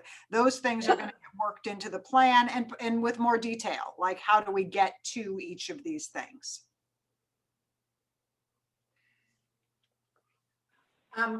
Are we? Yes. Go ahead. Okay, sorry, I didn't know where we were going. I totally agree. I like these. What I would like to say, and I know I serve on the Community Human Services Board for the district, down with the homeless and drug stuff and throughout the Monterey County. And I'm on the Personnel Committee. I've spent about, I don't know, half a dozen to 10 hours with a group doing it. I really like this and the umbrellas. I have some issues with some of the wording, and I didn't know if it's feasible to kind of keep the intent and mess around with the wording a little bit and bring it back to the board a bit. I know I've read that before, a subcommittee that goes out and kind of looks, for instance, health and safety of students in schools. Well, schools aren't healthy. They're safe. I mean, so I just think certain wording to just have health and safety bolded is perfect. I just think we can clean this up in the document, though it's not something we refer to all the time, could be more precise. Down under fiscal solvency, we talk about regular state updates, interim reporting, which is important, but I think Song would say the annual budget is should be listed in that little category as well. So I'm asking permission for us to look at, is there a way, I am volunteering, and if anybody else would want to do it, just spend a little time cleaning this up and bring it back to you for approval, but still keeping the thrust as is.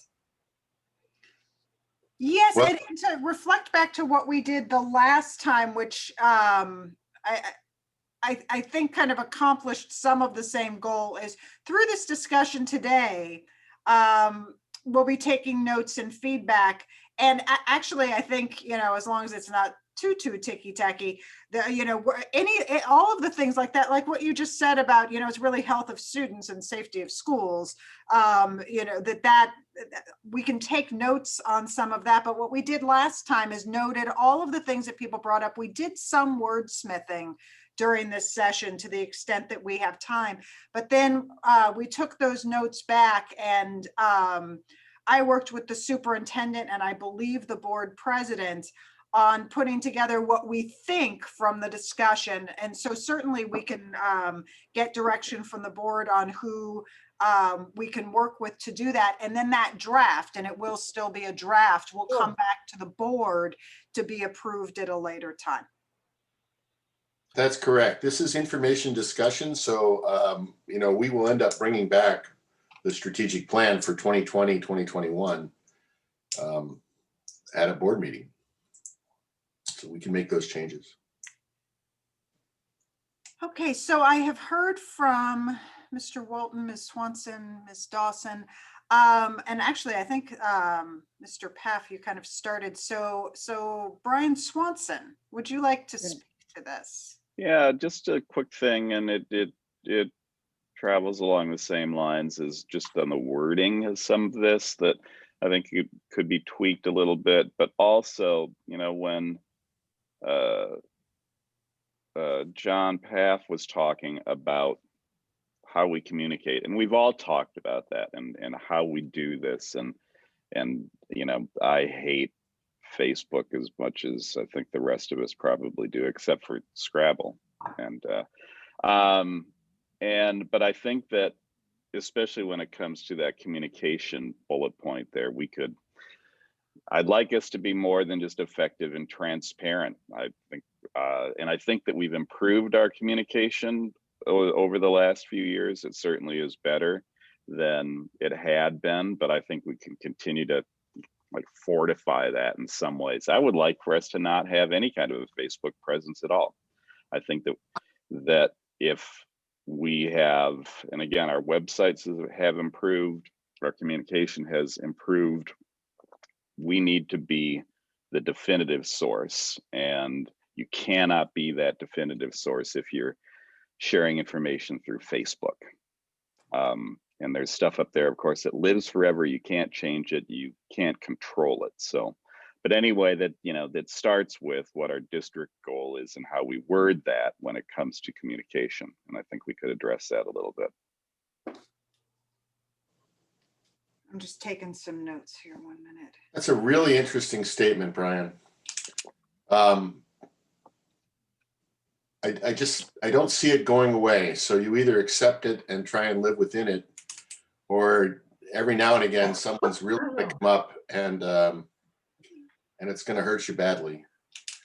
You know, my issue is really the pettiness that I see on Facebook and certain things. God, I mean, I'll give you a 30-second example. Is somebody who was writing in Pagrovia about how upset he was because somebody in Lucky's didn't have a face mask. And I'm like, my God, you know, stop being 3 years old. It's not a perfect world. People are trying hard. But nonetheless, this medium is out there for billions of people. And more than that, for example, the gentleman who just wrote in, you know, requests on SRO, these are coming nationwide. They're not coming from local. So I don't know how we deal with that except to have that planned bigger presence. And I don't know how to get there for sure, but I'm not sure we can ignore it. I'm not sure we can either, but I would love to explore if we can. You're right. It's like we should be the definitive source for what's happening within the district. That should come from something that we absolutely are able to control. And that's not Facebook. Yeah. Okay. So it's a thought. Yep. Okay. I'll make a statement based on what I think that I've heard and then give feedback as to whether or not we are ready to move on. I think what I'm hearing is these are still the 4 goals. These are the 4 goal areas. To come back to another meeting, the health and safety of students, et cetera, we could work on the wording on that to make it a little more precise and a little more, I don't know if it's grammatically or practically correct. So I hear that. And then I think an idea that I was hearing from Brian Swanson, and maybe I want a little more feedback on to know what to bring back, is credibility through effective and transparent communication. Credibility, well, with the public and stakeholders. Actually, it kind of repeats itself there. Is there something about that as a goal that you wish to change or work on? And even if it's just conceptual, we can, find words to try to do that. But I would like to hear a little more feedback about that goal, and if that is the goal or if it's a slightly different goal.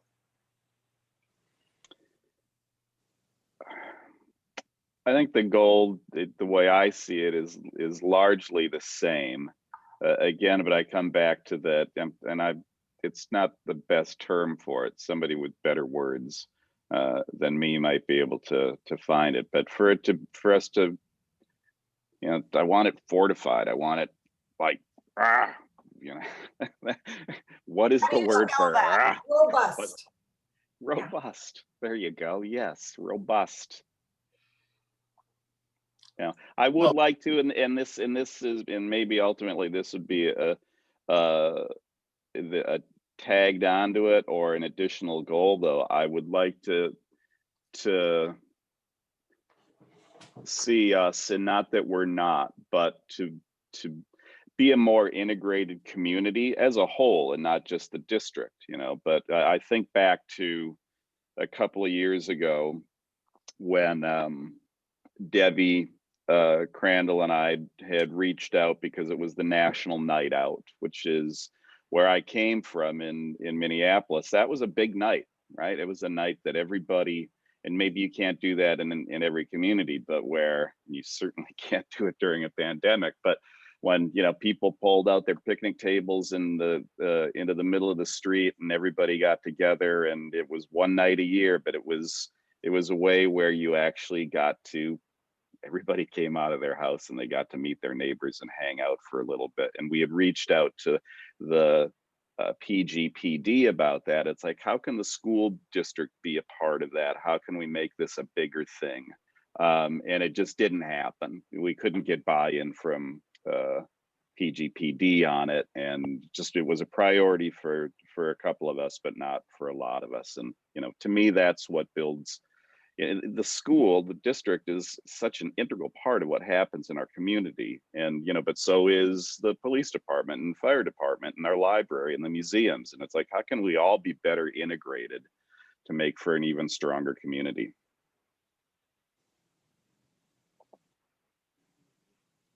Ralph? You're muted. Take it away, Ralph. You got just a thought here, and again, I'm really trying to take a step back to listen. I just wanted to give a little bit of history on this particular credibility board item.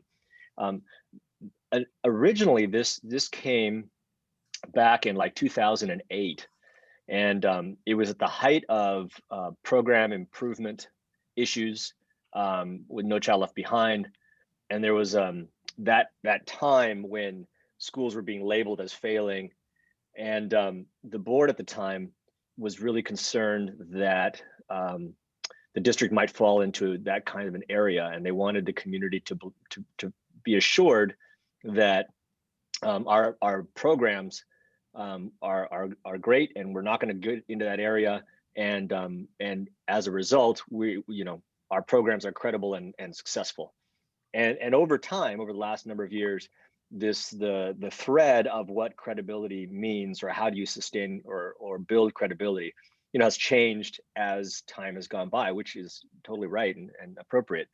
So I think, like as you're mentioning, Trustee Swanson, that some of what you're feeling credibility is that issue of the National Night Out and building community and building a strong kind of cohesiveness.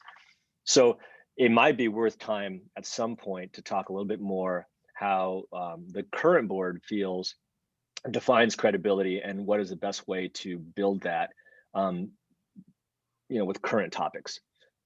Just a thought. I just got a little history glimpse at history there. Thank you, Ralph. Christy?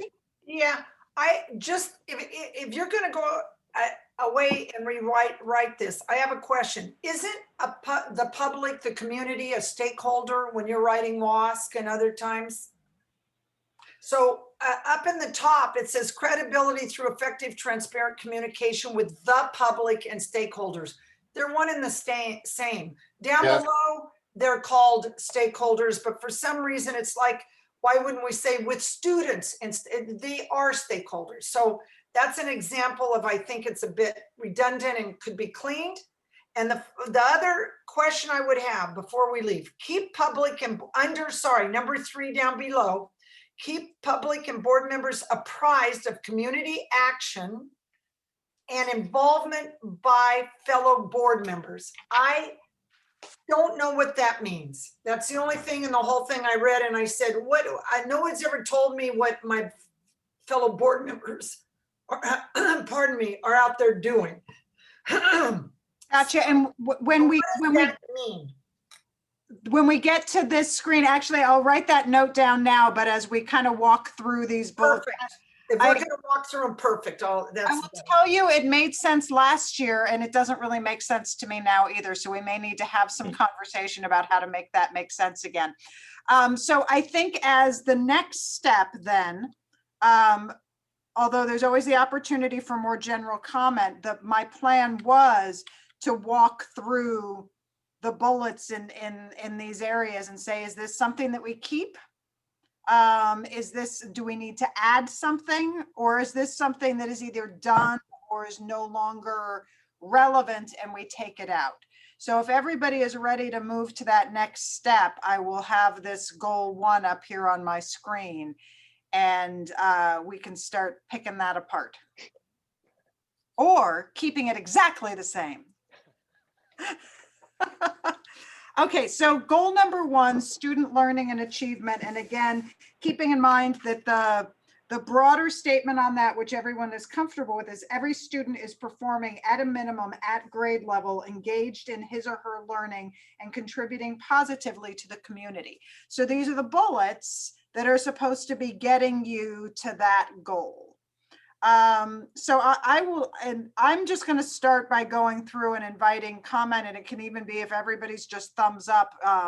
If Mr. Paff wants to put his camera on again, although that's optional for you, if everybody just thumbs up something, we don't even need to discuss it, but chime in if we do need discussion.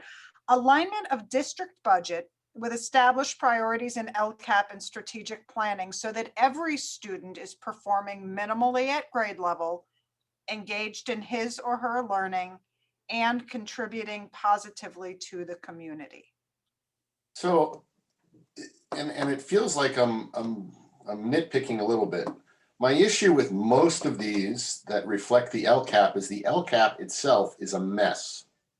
Ralph, is there anything we can use that's a better proxy than the Lcap? Well, you could say it's not a mess too. You could say I'm full of hooey. Well, I'm not sure what a mess means. So I think it is. I think the Lcap is that we have our Lcap fits what is expected us from the state, and I think it's actually reflects accurately what we are doing, what we need to do.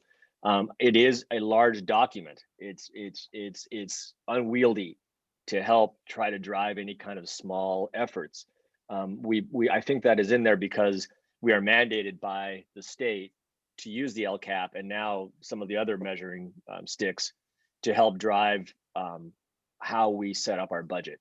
And so this one is almost a sort of a mandate, not really a choice, because the Lcap has to drive budget to a certain extent. I think what we're saying here is that we designed the Lcap to really address the biggest needs that we have on our district based on data, and that's going to help us how we spend our money. And this is almost one of those have-tos. It's just worded in we tried to word it in such a way, I think, as a board to help say, yeah, and actually it is meaningful, and it's good that we're going in this direction. Well, you've touched exactly on why I say it's a mess. It's because it is a very cumbersome, repetitive, and unwieldy document that, you have to be looking in 7 different spots to determine, okay, have we said the same thing? Is this accurate? Is this where we're really going? It's just not it's a bureaucrat, it's a camel document. If there's anything that's a little tighter, it would be better, even if it says the same thing. So I think our Lcap actually meets Ani does a great job. We put it out, our principals do a good job putting stuff in, but it's definitely a cumbersome, document to try and extract goals and something against which to measure. So, But Yeah, I think it does establish priorities, and it lays out succinctly in the middle of all the craziness. Here's our targeted Yes. population. That's Here are exactly the right. things we need to tap into specifically at PGUSD. The other thing I would say, since our WASC document is a living document, and if we were writing a WASC this year, I think that might be mentioned, because that is a very huge time of reflection that is recognized throughout the state as something, and the nation actually, is something that the Western Association of Schools and Colleges look at and see where we are, take a snapshot. So I don't know if it would be Lcap or WASC and priorities listed in the Lcap. That lists, I don't think it's bad to mention WASC is what I'm saying. And I'm nitpicking one more thing. You went fast. I don't like back up in the first goal, student learning and achieving. It's great. Every student is performing at grade level or above. We say at a minimum at grade level, and then down below it's listed. It's a little cleaner read. I just think we say you're performing at grade level or above. And Is that, everybody good with instead of minimally, at or above? at a minimum of grade level, I think it doesn't trip off the tongue. Fine. Okay, and there can be revisions, and this isn't a vote, this is direction. So we'll work on that, because I know 2 board members don't have their thumbs up, but that is something that we can work on. We can put together some revisions. Carolyn, can you speak to that? Oh, I'm sorry, you came off mute, so I thought that. Oh. You know what? I do have something to say, but yeah, it's not really. I was curious. I have these questions that are there because I'm new, so forgive me. But for example, with the goal, every student is performing at minimum grade level. And then on the flip side of that, what are we doing when every student isn't at a minimum of grade level? Where does that come into this piece? I would say that is part of the much more detailed strategic plan. And so Okay. this is the goal. And then administration puts together a strategic plan that takes steps, one of which would be, what do we do when somebody isn't? So that's a strategic plan issue. I have a question for you based on the discussion here on that first bullet, which is if, well, I mean, I think Ralph said it best. I mean, some of this is truly just a legal requirement. I mean, you have to have an Lcap, and you do put your budget together based on that Lcap. Is this bullet truly a goal? Because the goal already says, and again, you have district goals and then defined. So your goal is already every student performing at a minimum at grade level. Is the part related to the budget and the Lcap just something that you do, or is it a goal? And I think I'm suggesting you might be able to strike that first bullet, because your goal is still as stated on, on the prior screen. Oh, that did not work. There we go. Is still the every student performing. So you would be keeping that because that is the goal. But my question is it a goal to align your budget and the Lcap, or is that just something that you're doing and it doesn't need to be a stated goal? It should be stated. It's our top priority to make sure the monies that we garner from the budget are specifically driven by what Ani shares with us. That is the latest WASC, as I mentioned too, is hopefully every 6 years. Lcap is annually. She's got her finger on the pulse of what is effective in the district and what is not. So I think it's super important that this stays in there to guide us, that we focus on what do we need to address to help our students. And that's what, Carolyn's talking about, those achieving and those underperforming. How do we get them up to the standard we hold as acceptable? So I'd keep it. John Walton, did you have a comment? You came off of mute. Yeah, I agree with Christy. I say we keep it because, I mean, I hear what you're saying, and I understand, there's one school of thought would say, well, if it's already a mandate or set by the state or MCOE, then we don't need to restate it. On the other hand, I would say then, that kind of negates probably a lot of our goals if we start to go down that school of thought where if somebody else has already set it as a mandate or a goal, we don't need to reset it. I think for us, these are our goals, and it's good to remind ourselves, certainly some things are mandated or required, which is perhaps one of the reasons it should be a goal, but we need to reconfirm it with ourselves. And so I would leave it at the top. I think to Christy's point, that's why we're here.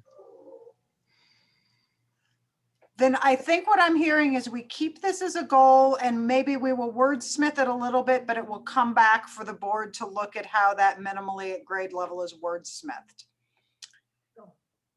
Okay.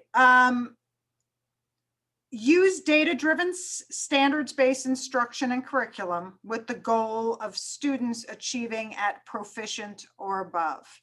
Does that continue to be the goal? Is everybody comfortable with that, or would you like to modify that? I don't like the language at the end.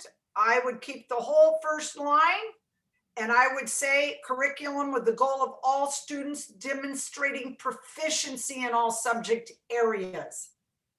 That's our goal. We want our kids successful in subject areas. To say achieving at proficient, I think the general population, a lot of our tests will score as not proficient, developing, proficient, but the layman, those terms are, I think, a bit confusing. So if we say demonstrating proficiency in all subject areas, I think everybody gets it. Any other comments on that bullet? I do remember having discussions about the importance of above, the word above being contained in there. And I don't remember in detail, but Christy, are you suggesting that we lose that? It can say demonstrating proficiency or above in all subject areas. Yes, I think that's a good point. Okay, all right, I'm more better with that. More better? I'm More absolutely better. bestest. Thank you. Okay, seeing nobody else coming off mute or hands being raised, we'll go to the next one. Monitor and utilize multiple measures of assessment and metrics to monitor academic growth and progress.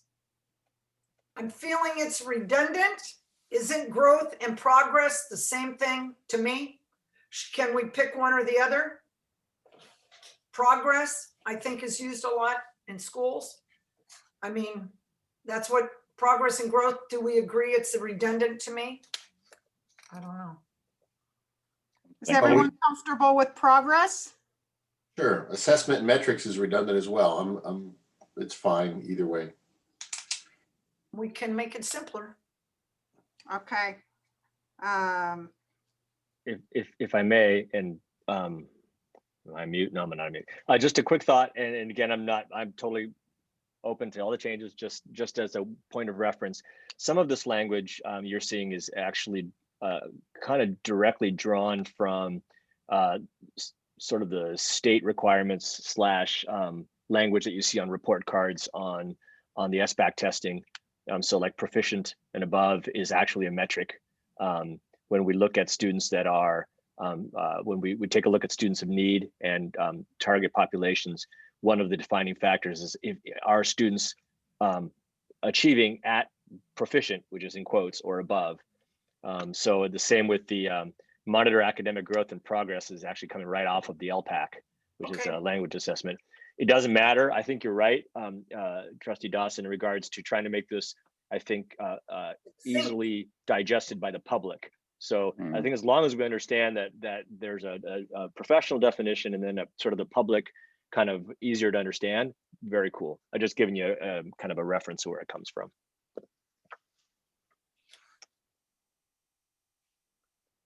All right, next bullet, monitor and respond to target student populations as identified by the LCAP.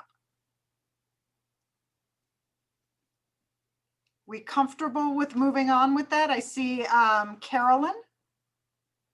I have a quick clarifying question. So if I remember right, LCAP targeted student populations are homeless kids or unsheltered kids, kids in foster care, kids whose families are classified as socioeconomically disadvantaged, and kids who qualify for special education. Is that right?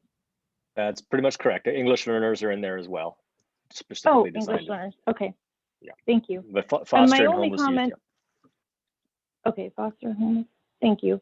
My only comment is that for targeted groups and just as a whole district, I'm just kind of always trying to see if there's opportunities to include other minority groups that may have been not acknowledged in the past, or ways that we can kind of just acknowledge them. And I'm not sure if this is the part that we could list it, or perhaps in the how or something down the line, but I just wanted to bring that up. Well, and that's nice with the new California dashboard. A lot of those populations are very much specified in a new way, which is kind of great. I'm just taking some notes here, so excuse me a second. Yeah, and I think if while you're taking notes, Sarah, I really appreciate what Trustee Carolyn is saying there. I think in the past, the language used was underserved populations. And so it was sort of a broad term that allowed us to kind of take a look at who are we serving well and who are we not serving well.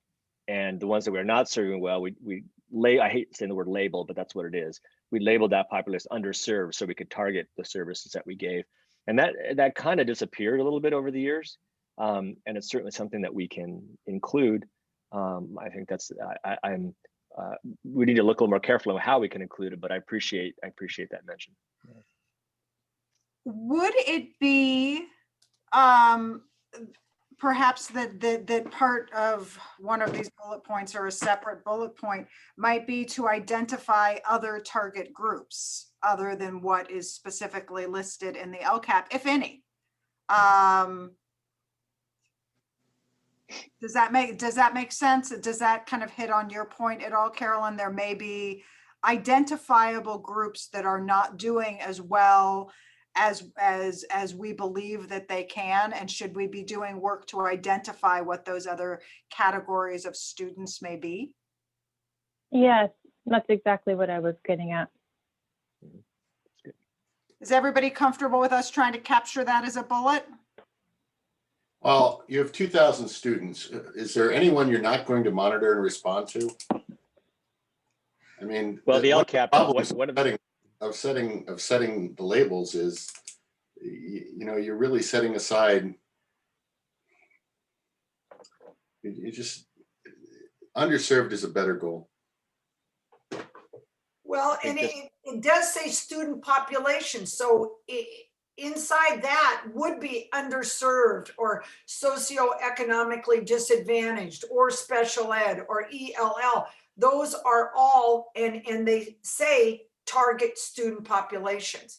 And that's not going to be ignored. I mean, the LCAP, they're going to capture deviations in success and testing that you say, whoa, we're not effective over here. Who are these? And then you'll see in some future stuff too, Carolyn, that it's really great because they disaggregate the data, and then you get to see like what you're talking about, these little groups that are within this larger population. And she really takes that apart for us.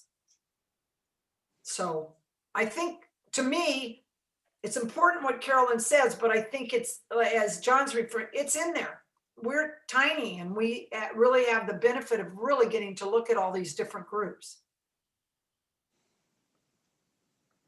we can try to put something together based on that feedback. And again, you'll get to wordsmith it and reach agreement on it at the next meeting where these are brought forward. Maintain annual Lcap updates and regular surveys of programmatic and service needs. I'm thinking of people who are English learners, families reading stuff. I think programmatic, I have a problematic with programmatic. I would like to see regular surveys of programs and services. It's just easier, and you're of course looking at the needs or successes. I just like to simplify some of this language.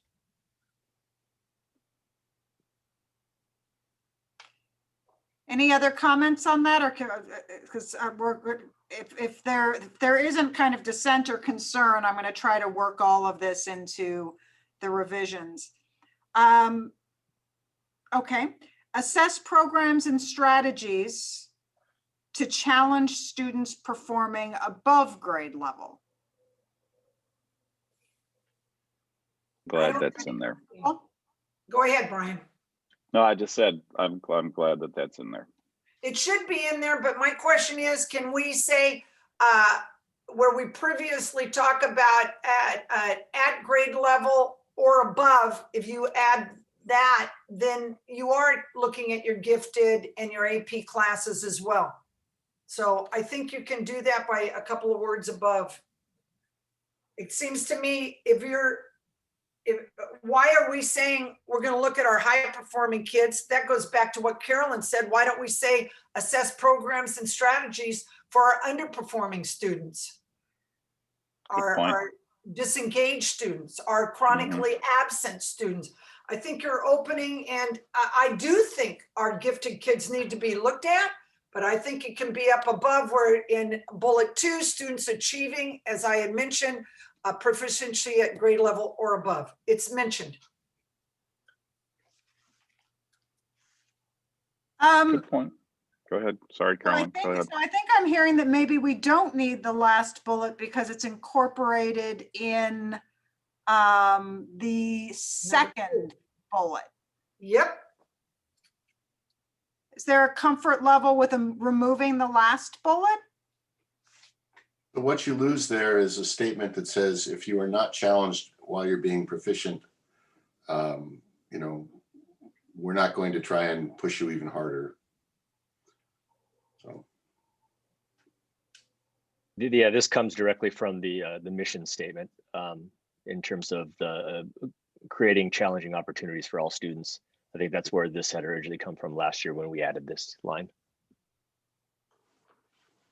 And if I may, if we leave it, then that allows us to, when we're doing more of the how document, to kind of, you know, reflect back on this. And being on school site council at Forest Grove, I remember a survey that came back where more than I ever thought parents responded that they really were looking for ways to challenge their students who were already performing above grade level. So this feels important to me, and it does seem different than the second bullet. Different, just different enough.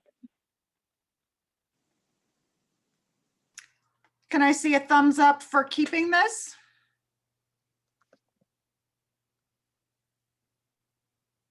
Okay, so we'll keep that in the next draft. And so we're done with a goal.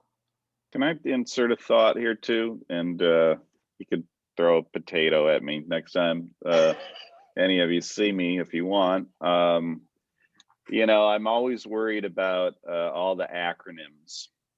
And as people look at those and get lost in those, is it a crazy thought once this is done and other documents like this that are so vital to just sharing with the public what it is we're doing, to kind of, you know, run through them all, and like the Lcap, there's a URL for that, and to make that a hyperlink or provide a glossary page somewhere in there. Yeah. So that people know what we're talking about. Yeah. Great idea. That's internet 3.0. Okay. So Brian, no potatoes. Fingerling. I have something that's kind of along those lines about this document as a whole. I was wondering if after we finish this, on the future packets, on the cover sheets of the agenda items, if those could call out specifically which one of these goals that item pertains to. That's a On the lot of board work. agenda. I didn't hear I'm sorry, what? what Sarah had said. Oh, no, I was asking for clarification unless you understood that, Ralph. Are you asking that agenda items refer back to goals? What is it that you were asking that refers back to the goals? So within our packets, each agenda item, the district does these really great summary sheets, and it kind of says, you know, the background of the item, and it has a little table at the top that says, is it an action item, info, discussion, et cetera. And if there's just somewhere where we could quickly say, you know, like, here is a student learning and achievement, you know, whatever that specific item is, but then it could say, refers back to number 1 of board goals. I think I'm just trying to always think of ways where we can keep all of this work that we do top of mind when we're going through the rest of the school year. I just would say, to me, we used to have to, as a teacher, when you had your agenda for the day, it was so important that you refer back to state standard number 2, and this fulfills state standard number 6. I just think it sounds so good. It's who does this work? I mean, is this Mandy supposed to look up each agenda item, or Matt Kelly says, oh, this would do this and this? I mean, to me, these are our goals.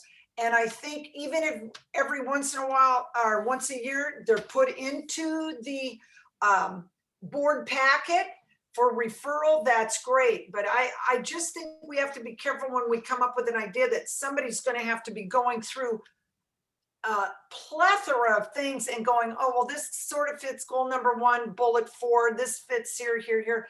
It's a ton of work. Christy, I appreciate that statement. Ralph, is this something you and I could look at least on one future agenda, and see how that might work before we make any sort of rational decision on? We certainly can. We used to do this a number of Yep. years ago on the board No. agendas, and then it came off the wayside. We certainly can. We could take a Yeah, look. let's talk further about, because Christy's point is well taken. Also, Carolyn is well taken to say, you know, if we reflect back a lot, it's very powerful. But if it's 7 hours of work a week to do it, then it's, you know, we got to make that trade. So Yes, it's a lot. does that work for board members generally? Yeah, go ahead Yeah. and give it a shot. Report. I think it's worth the trial run and see just Yeah. how that works, because I've heard all of us say this in different ways over this morning and previously when we were talking about this meeting too. It's like we spent all this time putting together these goals, and how do we continually keep those in mind and know too that we're addressing them as we go through the process. So let's see what it looks like. Thanks. Okay. Yeah, jump past. I think that's a great idea. It sounds really fair to me. And what I'll do, I mean, I I want to be clear in my request. I'm just asking for staff to check a box. So I wouldn't be, okay. Thank you so much. I do get it. And we'll see how we can make that kind of work. Thanks. So what I'd like to do next is get through goal 2. It's only 3 bullets. I think it will take less time, and then we'll do a time check and talk about what we want to do with our remaining time if we need to adjust some of our timelines. I have an idea about what could be adjusted there, but let's, I'm gonna get to goal 2 and then we'll do that. Having already taken into account and notes on Christy's feedback about health and safety, students and schools, we can work on that. Bullet 1, provide safe and well-maintained facilities for students and staff. comments or thumbs up on that? My comment is the word safe itself is currently a trap, right? We cannot prevent 100% anything. And yet, in sometimes we're being told, oh, I want it 100% safe, but it's not. You know, the pandemic has absolutely shown us that we have to be realistic. But having had that say, I like the statement as is. I just, you know, I think there's a reasonable man criteria there. Yeah. Reasonable John, person. Trustee Paff and I love to split hairs on words, so I'll just chime in and say, you know, I agree 100% safe is unachievable, but safe is a goal. Yes. It's never going to be achieved 100%, but that's like saying a safe road. Someone's always going to die on a road, but there is a way to make them safe or safer. So I think safe is a good goal. I agree, John. I wish there were a way to smith it a little bit. Well, Anyway, but in the yes, I same give way- it a thumb up. In the same way we're asking kids to be at or above grade level, they're not. So it's still our goal, right, you guys? I mean, you're not going to go to any classroom where every kid is where they're supposed to be in math and English. I would add the word please, grammatically. Well, safe and well-maintained facilities is grammatically correct. You want a safe and well-maintained facility? Provide a safe, not provide safe, provide a safe. A should be in there. That's all. It's, Couldn't, but we won't get into it. oh Okay, my I have an idea of what I might be able to do with the safe idea. I'll throw it out there. Just I'm wondering if it's provide well-maintained facilities for students Yeah. and staff with safety with safety in mind, or something like that. I think it's safety, not necessarily safe. Although again, totally up to you guys. If you are comfortable with your definition of safe as understood here, we can leave it as it is. Well, if we're going to split hairs on the word safe, then we could also split hairs on what well-maintained means. Right. So am I hearing just let's keep it and move forward? I'd keep it, please. Okay. Address the student and thus address student and staff health, wellness, and social emotional needs. I would take the word "the" out of that. But I'm not a board member, so I'll leave that to you guys. But as a goal, are we comfortable with this? And again, your strategic plan will have the specific things that you're doing to meet this bullet. Take the out. Perfect. Okay. She's perfect and I'm bugging you, Pat. What's that about? Okay, go ahead. No, and you said take the I out said here. And I said perfect All either right, way. keep going. Yeah. Support programs that enhance community, staff, and student engagement and connectedness. Keep the goal. Is engagement and connectedness redundant again? I don't know. I don't care. This is, to me, sounds okay. Are there some comments on that one? I see thoughtful looking faces. Yeah, I like it primarily because it touches on some of those things that aren't directly educational related that we've talked about before, like some of the clubs that we support or after school activities, providing lunches to families and students. To me, Yes. the new student center, things like that, student resource center, I think all those things would fall into this heading where I wouldn't know where else they would fit into the goals. So to me, it's kind of a catch-all. I think that's why it's somewhat generically worded, but I think we need one of those. I agree with John. To me, I'm looking at this and I'm saying this is a very broad circle in which to be. But also, part of me says I'm not quite sure how we put more specific objectives against it, which we'll hopefully get to eventually. So, yeah. Well, it's a great umbrella. It really is. And I think it does really speak to community, staff, and doing things that are outside the classroom that are going to benefit the kids and help them in the classroom. Wonderful. Okay. I just have so a quick question. Oh, sorry. who's that? Go No, ahead, I Carolyn. can't It's see. Carolyn. Oh, thank you. Carolyn. For the last bullet point on number 2 that we just did, for the support, will you guys tell me what you mean by that? I think it's what the board means by that. As an outside reader, I always think of support being in terms of making sure that it is in the budget and Yes. has the resources that it needs attached to that. But what's important is what the board thinks that word support means. Well, I would add on that it also means focus.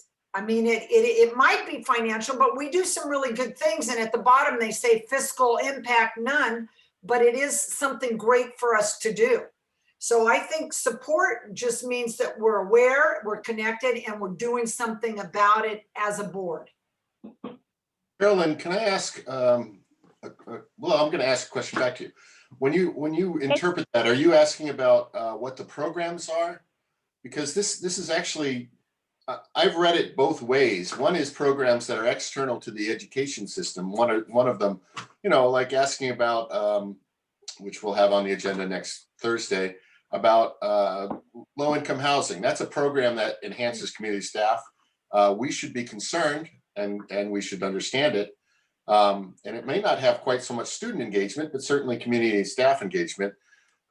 But also programs like that enhance community staff and student engagement. Like, are we going to maintain an athletic system, which definitely is community engagement and community support, and yet all of the funding comes somehow through the district to get there.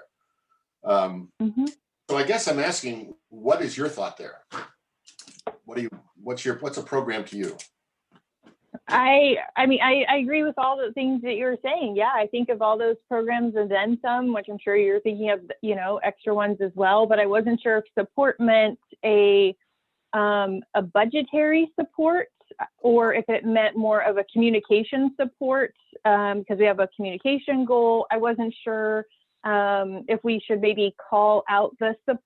I don't think we should get too far into like the details of the support necessarily, but I was sitting there reading it thinking like, okay, does support mean that we just, that it's financial, that it's communicative, that it's willing to adopt new programs, all these things that in my mind, I was thinking, oh my gosh, I don't really know what the support part meant. So it's just really a clarification question. I would also suggest that may be something that can be further defined and clarified through the strategic plan itself. The goal is to support programs, and you're going to have specific action items and to-dos in your strategic plan that may be financial support. It may be staffing support, the different ways to support those programs. So I think I haven't looked at that specifically in your strategic plan, but perhaps as you work on revisions to the strategic plan, you could make sure that those action items are clear on what kind of support that is. Thank you. All right, so we have 2 more goals to go through. It is 11:37. We were trying to protect about an hour for Measure D. Now, the other 2 things that were on for 11:40 to 12 o'clock were strategic plan, but honestly, in terms of what my 2 slides and my talking points were, we've already talked about them. We've talked about how the strategic plan is really there. It's put together by admin to implement exactly what we're doing here. So unless there's a request for more information, I don't think we need to go over my slides on strategic plan. The other piece was goals for superintendent, which is really to review the goals that we currently have for the superintendent and just say, are we going to continue with these through the end of the year and then put together some new ones in September. So we only need, I'm hoping maybe 10 minutes, 15 minutes on, probably 10 on the superintendent goals. So to get through these next 2 goals or not, which is also an option, we could change the plan and not complete this. I think what we could do, because we'll still need a quick break. Maybe we can do a 5-minute break. Could we reduce Measure D by about 10 minutes? So maybe Yeah. have 45 to 50 minutes on Measure D. Get through these 2 goals, have a quick discussion about superintendent's goals. Would that work as a plan to try to get through what we have? Board, I'd like to get through these 2 to close this out. I think that will take us until noon if we get back at 11:45, which is 6 minutes. After that, the touching on the superintendent goals, Sarah, I think that we need to take that internally anyway. And we will put up your view graph. We'll read it, but we'll move on. Your view graph on strategic plan, similarly, I'd like to make sure we have at least 50 minutes for the Measure D. And if we can get to 55, that's even better. Okay, I'd like to try and start that on time, and mostly on the off chance that, that's not true. 2 reasons, but one of them is on the off chance someone wants to show up exactly for that. We're not wasting their time so much. Okay. Board, are you guys okay with that? Yes. All right. John Let's Walton. take say 5. no. Are we going to take 5 now? 5 right now. All right, 11:45. Thank you all. perfect. Okay. 11:46 now. I'm actually, they're 60 seconds late. I'm not Carolyn, you sure back? about- I'm here, I'm eating. Don?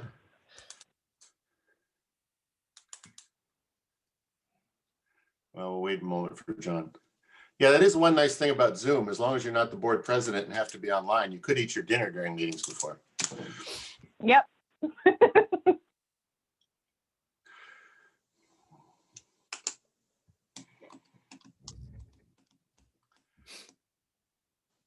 John Walton, you here? Yes, sir. Okay. John, did you have a dissenting view of where we needed to go? I'm sorry, I may have cut you off accidentally. I don't actually have Nope, a. that was fine. It's all Okay, good. thanks. All right, so I'm going to jump right in on goal 3. Credibility through effective and transparent communication. And again, well, actually, that is the only thing that's added to that in the goal itself is with the public and stakeholders, which is a piece that we can work on based on Christie's feedback. So first bullet point, determine strategies to inform the public on a timely basis on district plans and actions. Good as a goal or something, and again, the strategic plan can include more details about what those more specific strategies will be, but do we like this as the goal? Still good with it. Other feedback? Okay, Brian, Carolyn, John, Walton? Yep. Good, okay, and Christy, I think I'm seeing no objection. I will move on. My comment here is board as a group, I think we will need to revisit strategies. So. Yep, I think so. Keep public and board members, I would say the public, and board members apprised of community action and involvement by fellow board members. That was the one that Christy said, huh? So, I mean, these are your goals. It can mean whatever it is that you want it to mean. But what do you think, anybody, when you read this, what does this mean to you? No, I'm a little confused by it. Well, to me, it says in part, if we're doing something that either purposefully or inadvertently, but knowledgeably will end up reflecting upon the school board, we should be aware to the extent that makes sense. If I were to say I'm becoming president of moveon.org, I think the board ought to know that. I'm not, but if I were. That would be under the same umbrella as I'm going to buy the Starbucks and you have to report these different business or actions. I think that kind of goes without saying, and I find this bullet very confusing. if your home is foreclosed on or something. I mean, I don't know. I think what matters, we need to share, but this to me is so vague and I don't get it. I don't like it. Ralph?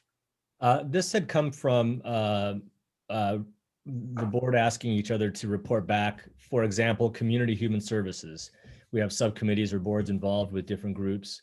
And the idea that we wanted to make sure that the public, as well as board members, were aware of what kind of committees, subcommittees, activities other trustees were on, so that everyone's just kind of aware and understands it. An example also might be if a board member was to visit a Kiwanis club or a Rotary club, and they were doing a service activity of some sort, that that the other board members and the public were aware of what was happening. So it's definitely aligned with the activities based on board service, not just any service.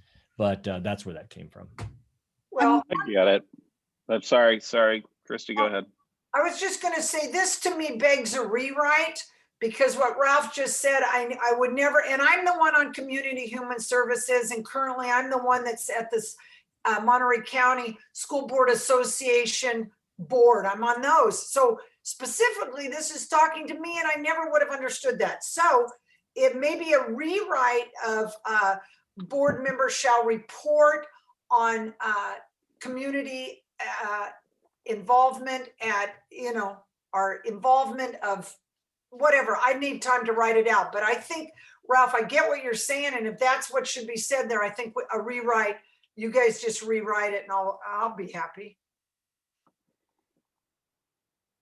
Okay. Yeah, I think I'm fine with seeing this one rewritten for more clarity, but for me, my assumption was what this was saying, what we were saying with this was that if we take action in a community event or public event in the role of a school board member, we'll keep each other appraised. I don't think it was ever intended to get into each other's personal lives or personal activities, as if we needed to report out to each other as board members everything we did every day. But there are times when I'm sure we all attend events, community events, whatever, in the role as an individual trustee, since we can't all go together without it being a meeting.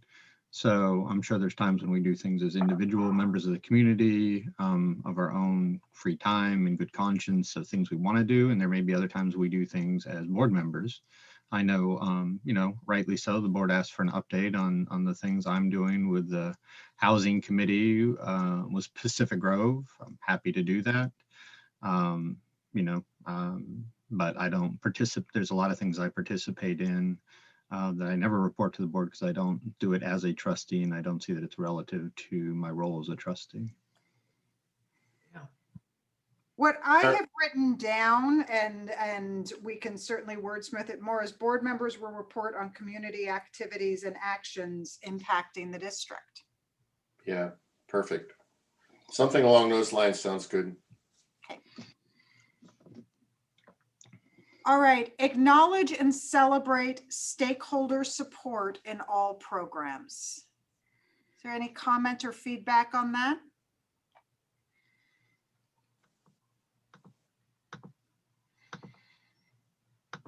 Anyone? Or are we thumbs up on that? I see 3 thumbs. John and Carolyn, sound good? I see 4th. Even the slightest nod, John. There's John. Woo! Perfect. So we're on to goal 4. Fiscal solvency, accountability, and integrity. And that is the full goal. There isn't more explanation in the kind of summary part of the goals. So maintain fiduciary responsibilities.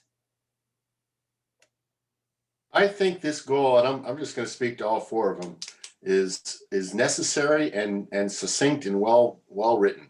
Yes. I just wanted to say on bullet 3, I wanted to ask Song, I know we do regular state updates and interim reporting, but there's also, I know she says a lot of times, this is interim, the big annual is coming. should that, I would just ask Song, should that be listed in there? That's a good point.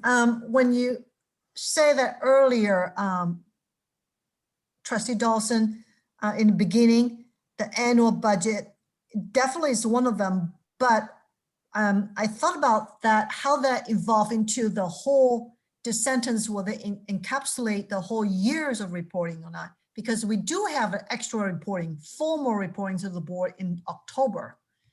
So there's a regular state updates that covers the governor's budget in May revision, the annual budget, which is a good point, but then how do we, maybe we need another one to include the October budget update to the board. What is that called, the October update? Is it a specific, just October update or? Not necessarily just October. It just, before the interim, because interim covers the first and second interim, but it certainly does not cover the October. October is not an interim. So I'm just thinking maintain regular state budget. District, I don't know. I just haven't come up with a good solution. Are the other updates that you're talking about, Song, is that the audited and unaudited actuals? That too, yes, the closing of the books. Yeah, those are, the October is in addition to the other two that you just talked about, Sarah. Do we say district budgets rather than saying, rather than call out each one? That could be. We can Work on that. 10 regular state updates, comma, district budgets and interim reporting. I mean, And do you need the word in there? Maintain and report on district budgets throughout the school year or something? I mean, that way, not only are you maintaining it, you're informing us as well. sure, yeah. I'm okay with that. I mean, we're doing it, might as well just put it in Word. I'm with John. Everything else is big fat thumbs up. Any other comments? Actually, we can look at these as a whole. Any other comments on any of the bullets that you would like clarification, change, or additions? I'm Okay. good. Fabulous. Look at us, Operation Warp Speed with the board here. Absolutely. That's pretty awesome. Okay, wonderful. Then I have my notes. I know that that Ralph has been taking copious notes as well. And so we can work together, but in terms of who else we can work with, Mr. Paff, I don't know if we should be working with you on these or if you would, if the board wants to, I know Christy has offered to be involved in the wordsmithing. I leave it to the board to kind of give us some direction on what to do from here.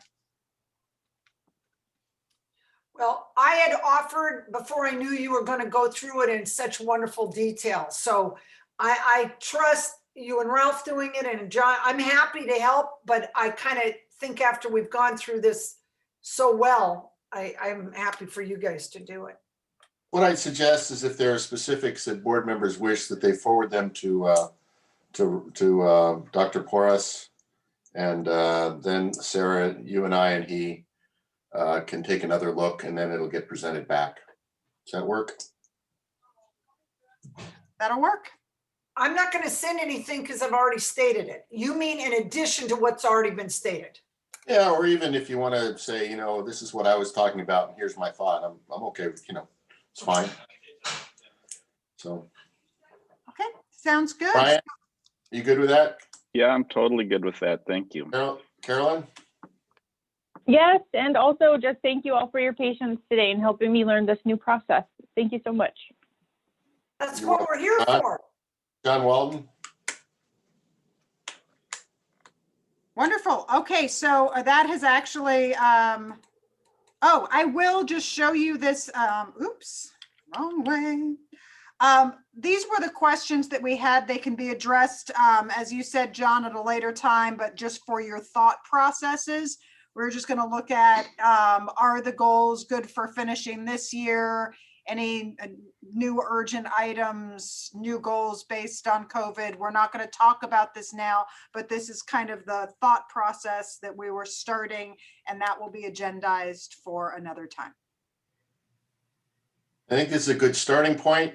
And board, we will end up in closed session discussing how we want to move forward a little bit. So, Sarah Katz, do you have the CSBA or frankly any reasonable timeline for calendarized out? We actually have it on a calendar, but it's not listed as a calendar. I could recreate from what we have. But do you have a typical board calendar that CSBA puts out? I know that CSBA has a governance calendar that has some of the stuff filled in. Do you have it, Carolyn? Yeah, we I got have it. investors in government. Yeah, we get that. Yeah, okay. Carolyn, if you have that, would you forward that to Ralph and then we may touch it up and re-forward. I have it too somewhere. I was just hoping someone had it a lot closer. So you just did this, so thank you. Sure, Okay. I'll send it. Well, I am going to stop my share because the next topic is Measure D. So Mr. Paff, I don't know if there's anything that you want to do to cue that up for Matt Kelly. Well, I do have one question back at you. It's noon, so we're in a good spot. But the question really is, did you have a view graph on changing strategic plan to match goals that you wanted to show? Oh, actually it was really just discussion, and the discussion was about how we will take the goals that we just went over, those specific bullet points, and that is what the administration will go through and update a strategic plan. And to my knowledge, you don't currently have a timeline for doing that. That's something as you work on your governance calendar, I think you can decide, because the strategic plan is generally multi-year. So I don't know what the board and the superintendent may have discussed or want to discuss about how to put what we just worked on once it's adopted into any kind of an updated strategic plan. Okay. Okay. Fair enough. We need to work on that and decide when we want something back as well. Okay. Well, with that, let's move on.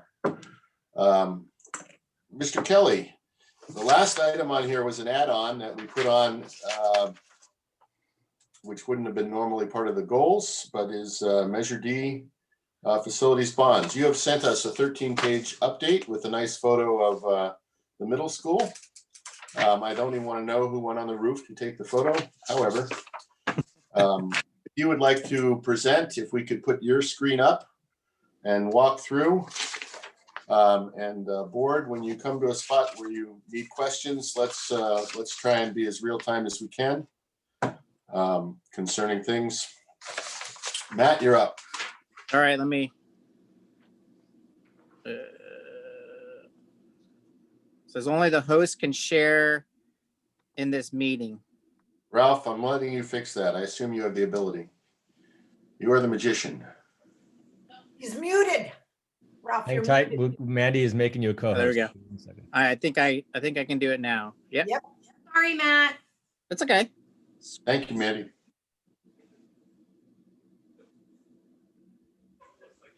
All right. Oops. Sorry, I closed it on accident. There we go. Can you see that? Yes. Okay. Yep. So basically what I did is I took the plan and broke it up into, I guess, 3 separate plans, one being a communications plan, which just basically talks about how we're going to go about communicating to you know, any number of parties. I think I listed target audiences. So, you know, the board, the Citizens Oversight Committee, you know, administration, principals, and so on. For each plan, I listed some goals, which probably would be good to review and look at and either expand or contract or whatever you guys want to do. But I wanted to put some goals out there as well. So for the communications is obviously to inform the board and consistently demonstrate transparency, promote progress and good news, and communicate and link bond progress to district's commitment to voters. And then the last one I put on every single one because I thought it was probably the most important one that's come up in the last couple of meetings, and that's build and maintain community trust. So let me scroll down here, and this is kind of just a matrix. And I do want to thank Trustee Carolyn. You did send over, and I believe this is the plan I think you had sent over, but it got me looking at other plans as well. So I'm not sure if this was the one you sent. I took some bits and pieces of that plan and basically made a matrix and I took everyone, the target audiences and listed them here and just kind of said, okay, this is what we're going to do. For example, you know, we're going to update the board at probably at every meeting. It might be a little blurb and staff comments, but I'll try to get in front of you guys at least every meeting and to the public with at least a brief update, and then also do a monthly report. I don't know if you guys feel like that's going to be too much or too little. Maybe some feedback from that as well, but I can provide whatever you guys feel is necessary. You know, communication with the principals, and that's, you know, some of that is just general project information as we have as projects come up. But I think the key in the communication and where it starts and getting parents and staff involved is at the school site council level. And that's kind of where where it kind of builds upon and where I want to focus, because that's really going to give me the information that I need when we have projects on what schools or what parents and staff is kind of looking at and what they're and getting feedback from them. So I think that's a big key to the communications, and then from there we can kind of just shoot out information in the form of newsletters. You know, we could possibly look at, we don't have it in the plan, videos. We can, we can look at Twitter stuff. Those are things I kind of want to look into a little bit more as far as how easy that is to do. And so, but there are possibilities that we could build into the plan. Parents and community, sending out a newsletter, either, through the school or through email, posting on the website. These are all kind of things that we do now. But the main goal, I think, is, and the hardest part about this whole thing in communication is how do we get that information that easily in front of parents and taxpayers to look at, and that they can see it as positive, and it's not a huge long list of things and a huge newsletter that they're going to have to read every month. But how do we get it to them and for them to retain it? Because I think sometimes I feel like part of our communication issues is not necessarily what's coming out of the district, but how it's being retained by the other side, because it obviously takes two to communicate.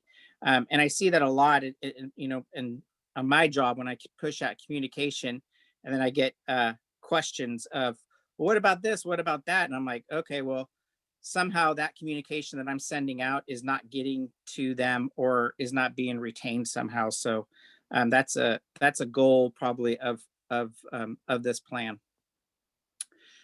So with that, I mean, we can we can dive into the communications plan a little bit more. If you'd like, I can move ahead to the administrative plan and then the projects plan.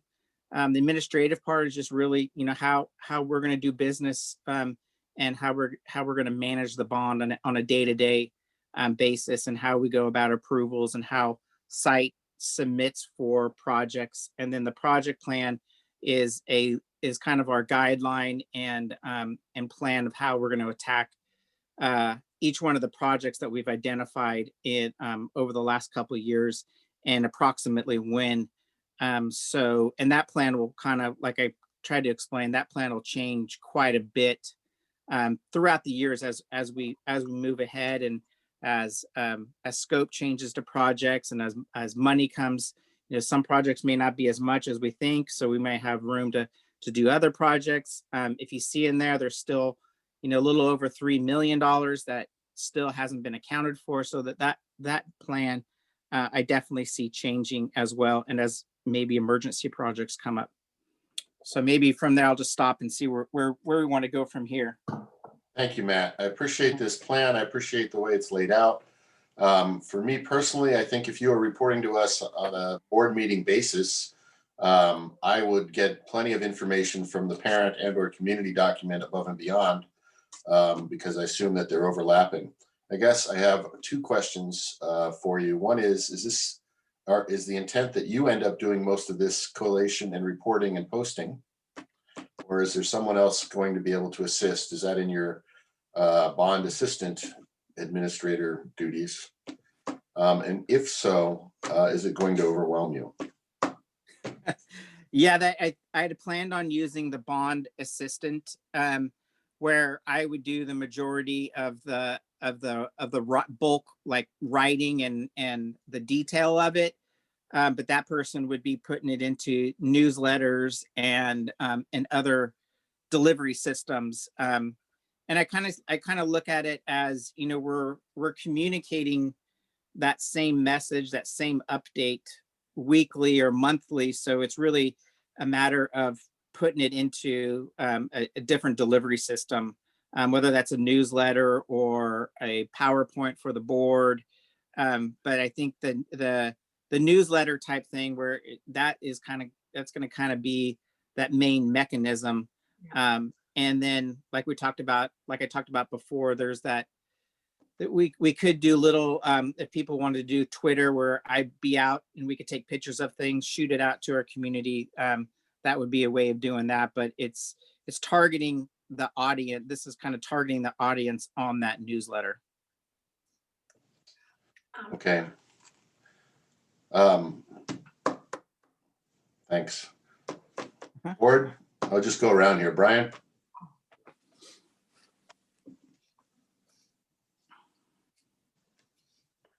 Okay, You're Brian. muted, Brian. Is he telling us something? Brian, you're okay. Carolyn, how about we All go? right, sorry. Okay, go ahead, Can you hear Brian. me now? Yes. I don't have anything to add. Talk about a I build think it's, yeah, I'm sorry. No, it looks great. I'm still digesting all of it, but I'm fine with Matt to keep pushing through this. Okay, John Walton. I appreciate the presentation. I mean, I think, we've talked about this at the last couple of board meetings. I think, my concern is, balancing, and we were kind of joking about this on one of those bullet points on the board goals. There's the well-maintained and safe aspect of it. And I think when we pass this bond measure, that's when I was talking to the community and we were discussing it, that was, first and foremost on at least my mind when we went through here. And I think it's one of the reasons, the community was so supportive of it. So I know there's a lot to do. I know we've debated in previous meetings, what's most important. We've surveyed teachers in the community. For me, I always look back at our previous meetings where, we end up with unexpected expenditures due to water leakage or lead paint and things like that. And I tend to prioritize those very high in my mind as a parent and as a trustee. I know, we have to counterbalance that against other things that are also important, like heated pools and safe, playing fields and tracks and things like that. So I think it's a delicate balancing act. I appreciate that we're going to keep the community involved. It is their money. You know, we're fortunate when I look back at all the bond measures that didn't pass in this last election. I think we're very fortunate that the community showed us trust and support in approving the bond measure. So I just want to make sure we preserve that. And, you know, while we all might have our individual opinions about what safe and well-maintained looks like or how it's prioritized, I think it's important, most important, that the community as a whole and the parents stay engaged in this and feel comfortable with where we're going. Thanks. Carolyn? Thank you. I like the thoroughness of the of the communication plan, and I really I appreciate that Matt Kelly was saying that it's not really just about communication; it's more about comprehension of what we're trying to put out. And I think one of the keys in comprehension is repetition, and so I love that there's going to be repetition. I do also share John Paff's question where the overwhelm for Director Kelly having to present to us at every board meeting. I don't want him to have to, I don't know, create a big presentation. I don't know, I just want it to be balanced with his time. So whatever his direction, I kind of would like to hear more from him about that. And then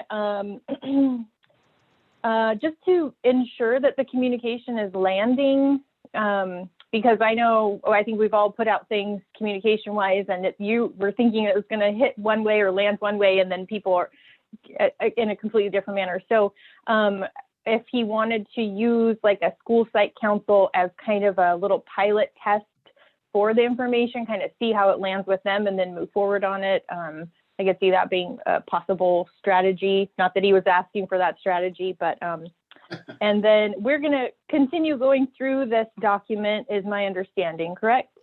Yes. Yes. Okay. Mhm. So that's all I have for my comments so far. Ms. Dawson? I agree that I love how this is laid out. I would also say that we started our board meeting today talking about not getting overwhelmed and the board meetings being so long and minutia. I think it's kind of a shotgun thing. I love that you'd go to site council. I would love that it is on the website and that the administrator, the principal in Otter News or whatever says this in February, Matt Kelly will present this, so that people are aware that that's a place they can go if and when they have issues. I also think you just try different ways to find people, but I don't think I want that every board meeting we have right now, COVID, and as we remember after the Parkland shootings, safety became so important, obviously, to everybody, but it took up huge chunks of the meeting and it gradually went down to, I'd say, pretty small now. So I would like updates, but I think we can get them in other ways. And then a quick thing that doesn't overwhelm Matt with, I need to come in and lay out this whole thing for the board to see at every meeting. I think it's a little more than needed if he's telling us, here's what I'm doing in the next month, and just updates us. This is done, I'm still in progress, and this is what we'll do in the month of March or whatever. So overview and not too overwhelming. And I love how much work you've done. Thank you, thank you. Okay, thank you very much. Matt, why don't you continue on then? Thanks.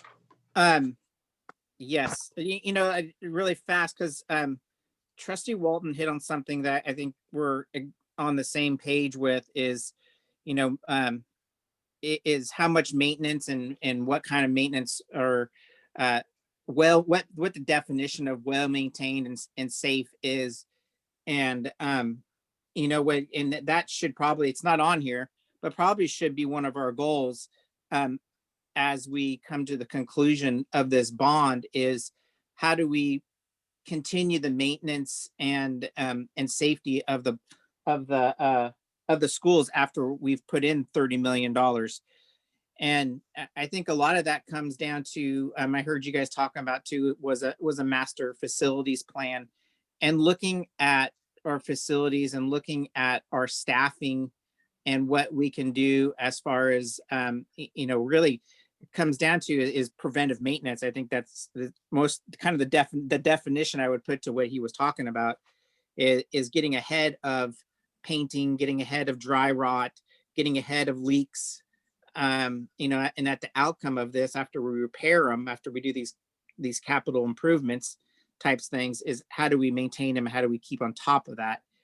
And that I think that's going to be key on staffing and how many people we have to do that. I think, back in the day in the 70s, maybe 80s, that our maintenance staff, I think there was like 12 to 15 people.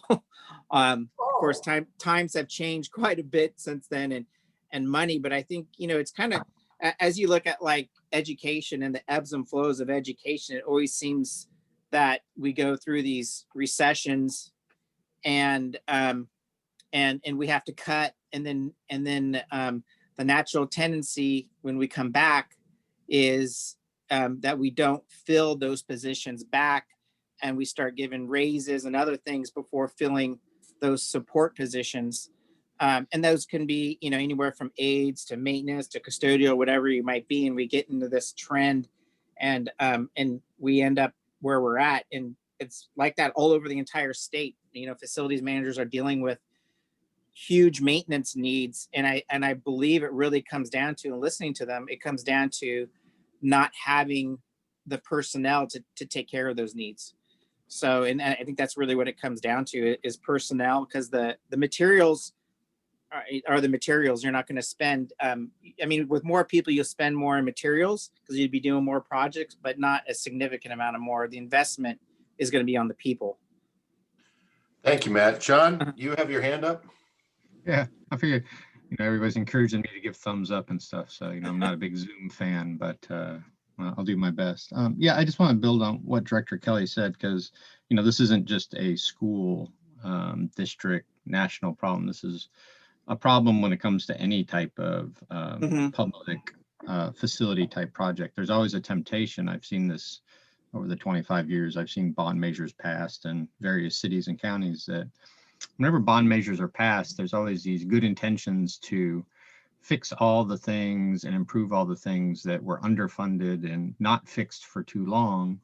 And that's often the driver for these bond measures. But then once a bond measure is passed, there's this sometimes overwhelming temptation to do something amazing or cool or memorable and build something new. And a lot of the bond money gets taken up because, even though I think it's exciting to see something painted or gutters replaced or landscaping or fences fixed, to a lot of people, that's just stuff that needs to get done. But government has always struggled, and we're just a small version of government, with building things, not adequately planning for how to maintain or replace them over time. So, that's where I come at in this bond measure is I know there will probably be some people, and rightly so, that would like to see new things built and, amazing new structures created and things like that. But I'm very, anxious that we don't neglect the overdue things that weren't originally funded, not through ill intent, but just, like Director Kelly said, the economy shifts and priority shift. And I really think we need to maintain what we have, improve it. If we have to replace things, we replace them, and not fall prey to the temptation of, building new things that then the next board after us will then still be stuck with the maintenance we didn't complete, or how to fund the maintenance of the new thing we built. Thank you, John. I think that point should be consistently reiterated. Song, you have your hand up. Yes, thank you. It's a little bit more a question or to address a point about communications earlier. I didn't put my hand up. I raised my hand like this. Anyway, I appreciate information to Director Kelly, because he and I didn't get a chance to finish reviewing documents, put a lot of work into this, and also appreciate Trustee Caroline sent us the template. So my question is, this is a master facilities plan. I mean, in terms of logistics, I want the board to address also in terms of making changes. How do we do this? Because this is like a CSP, the COVID safety plan that we have on the website. We have to tweak that, certainly reacting to, changes all the time. And this is going to be a master plan for us for facilities. As an example, in communications, we had one of the items is a bond oversight committee. We show them that getting monthly reports. They could be put into as getting reports at just at all the parties or the stakeholders, like parents and community, but they're not necessarily bond advisory committee because they're very different roles. So we don't want that to be evolved into something different. So let's say we're going to start tweaking this after the board. The board has looked at this, and then the board will present this on the 4th, and then we're going to make some changes. So one, how do we need to go back every time to the board? Well, certainly if the projects we're going to do that. But if there are other just minor adjustments, is something that staff can do. So that's one question.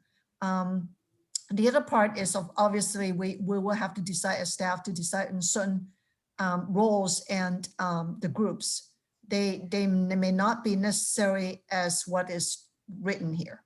So anyway, that's just my comment. Sorry, I had to retroactively talk a little bit about communications. Okay, I can't see everybody at once, so if you raise your chat hand, that's fine. Also, Sure. there are members of the general public on, Beth and Jennifer and, I'm sorry, I've forgotten the third person off the top of my head. If you have Katrina. questions, raise your hand and I'll get Katrina, thank you. And I will certainly try and include you in this conversation, so. But as long as there's a presentation on screen, I don't see actual people. Thank you, Song, for that feedback. And I don't have an answer. Board, do we want to try and address that now, or should we continue on with the plan? I think I'd go with the plan. Plan. And Okay. Song, we will try and get back to you. Matt, go ahead. Okay, so administrative plan, really the goal of this is really to create efficiency and effective oversight, which is really goal number 2.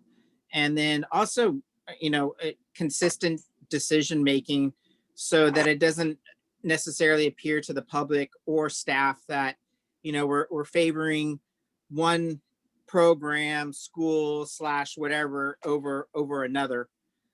So I put that down as a goal because I do believe we need to look at that consistently, but we need to look at our facilities and where they're at and make those decisions based off of the condition of our facilities, and also obviously looking at cash flow for each part of the bond. Again, the build and maintain community trust, I think, like I said, that's on all 3. So project approval, what we're proposing is on the projects plan in the 3rd section of this is to do an approval of basically the projects plan, which is a more or less a game plan of how we want to follow rolling out these projects and the priorities we've given these projects based off of cash flow and where they're at as far as needing repair right now. Now this projects plan can change, obviously, and it's just basically an approval of a plan, not approval of the project on a whole. That obviously comes back, contracts, POs, all come back to the board. And then I think, for larger projects, we'll also be seeking approval during the design phase of projects as well. I think we talked about a little bit of that last board meeting. As far as the stadium goes, I've reached out to the high school to put together a committee on, what type of field, what we're looking for, stuff like, even as small as like the emblem. So the high school's putting together a committee, but we would like to at one point bring that back to the board and be able to communicate some of those discussions that we've had with that committee. So then in this matrix right here, I kind of wanted to lay it out on how we would be seeking approvals. So obviously the first one is the project plan, and that's an initial approval under action at a future board meeting. And then the next one is still the projects plan. So if there's any changes or updates, that would be brought back to the board, and that would be under an action item and be approved that way. Project scope and planning, that's really kind of the planning phase of projects. Working with the principal, working with school site council, those are face-to-face meetings. And it's really to get, approved, get an agreement, to get feedback, and to get, just feedback from staff and from parents. Design contracts, those would probably just be approved through the consent agenda. Construction contracts and material purchase orders, those will be done under action. And then as you'll see, as we get into the projects plan, we put an item in there called in-house maintenance projects. And it kind of goes back to what we were just discussing at the end of the communications, is building up that maintenance fund throughout these 10 years. And so I think it's $75,000 per 2 years or per phase of the bond that we put in there. And that's really for our in-house maintenance staff as projects come up, replacing pumps, replacing plumbing and stuff like that. It is for us to be able to move ahead on those projects and then bring it back to the board, and the board will review those purchases. And I'll probably get some feedback on that, because that's a tough one, because we're asking for, I don't know if it's necessarily approval of the purchase afterwards, but we do want to be transparent and say, this is what we've been spending on in that item, because we want every purchase to at least go to the board, for the board to see, for the public to see. And then change orders, those will be approved on consent, and obviously with explanations. And if they need to be pulled, if board member wants to pull them, we can pull them from the consent item.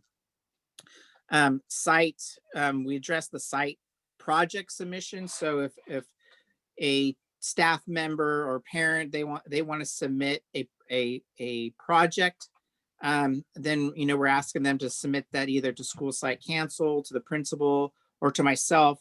That would be reviewed by all of us, and school site council.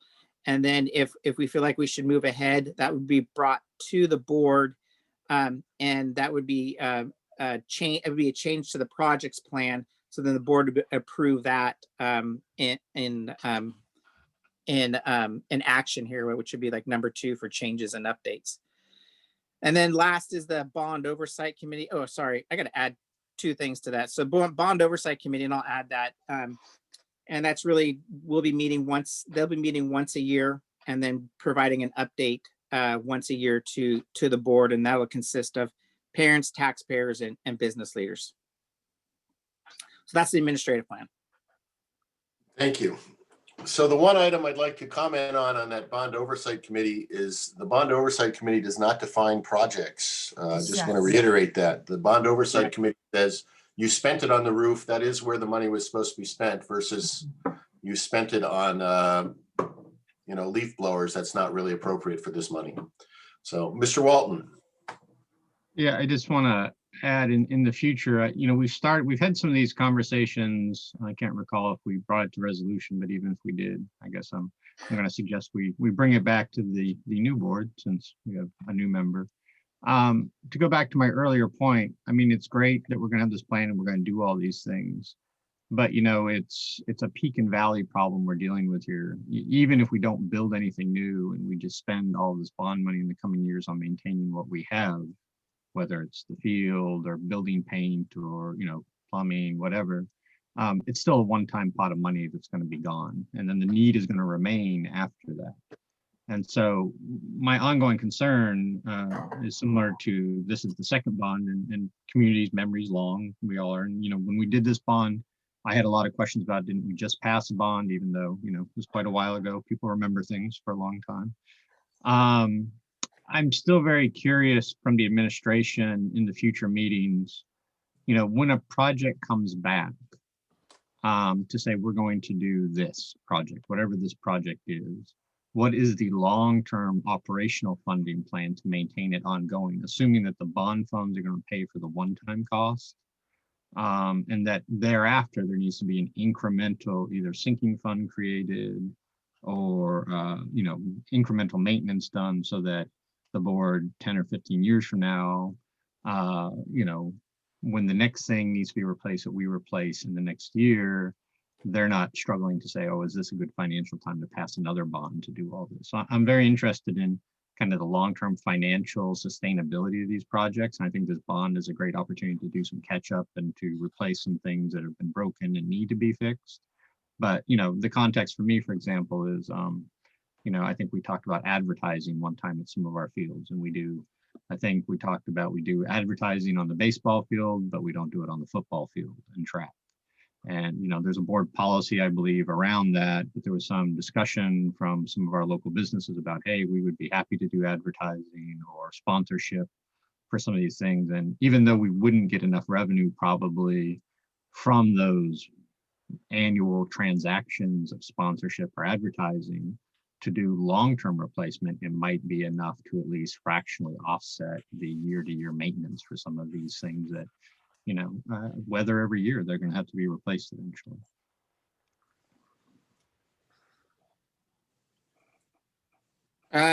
I'll start. Well, Matt, before you start, Slong has her hand up. I Okay. think she may be trying to address that as well. So I'd like Okay, to I'll go let ahead. her start. Slong, go ahead. It's more about the approval process. If Matt could just scroll up that a little bit, the page before.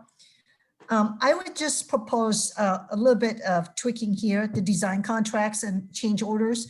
It really depends on the scale because, design development could be big. Again, Matt really did an incredible job putting this together. We have not had time. We finished only half of the documents, review this.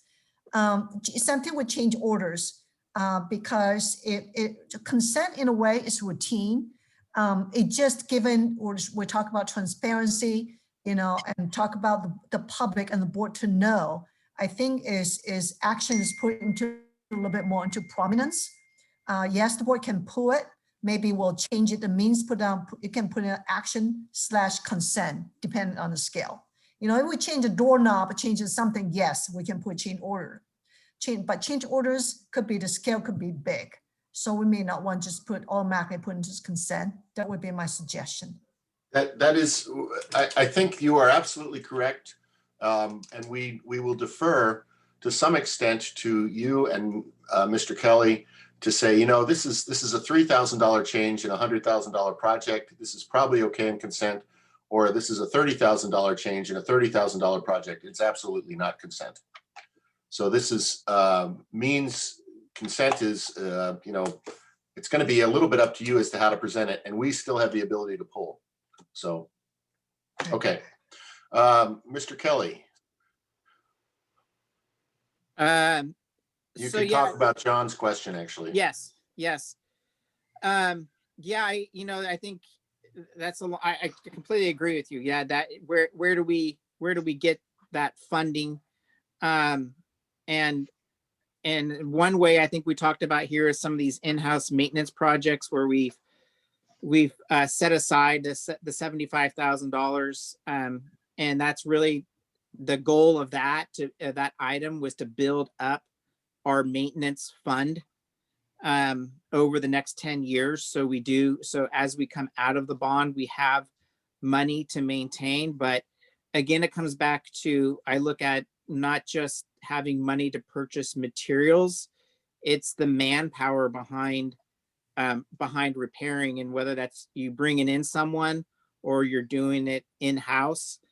It's obviously more efficient to do it in-house, but then you're talking about more employees. But I'll tell you, between the operations and even, my department even helps out with transportation and food service and maintenance, and that some of those maintenance even includes, you know, our staff, we have a ton of money in our school, and replacing things is easy for us to do because we have so much money, and a lot of that falls onto our shoulders, whether that's, you know, whiteboards or TV screens, and we replace a lot of those things, and sometimes those go that takes away from repairing stuff. So what I've been trying to do over the last, I think it's been a goal of mine, and it will be a goal until I retire, is the preventive maintenance plan. I think that's the key to maintenance, and that plan really addresses how we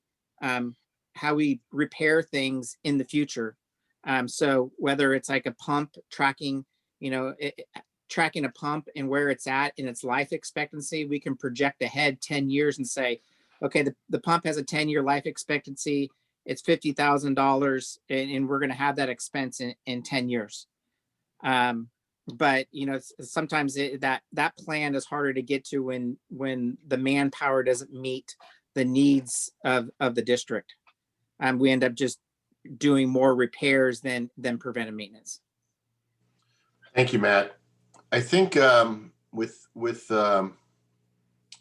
I guess I hear your comment there, and that is a board decision as to, you know, how we say, okay, well, we're really not staffed to do what we're supposed to do.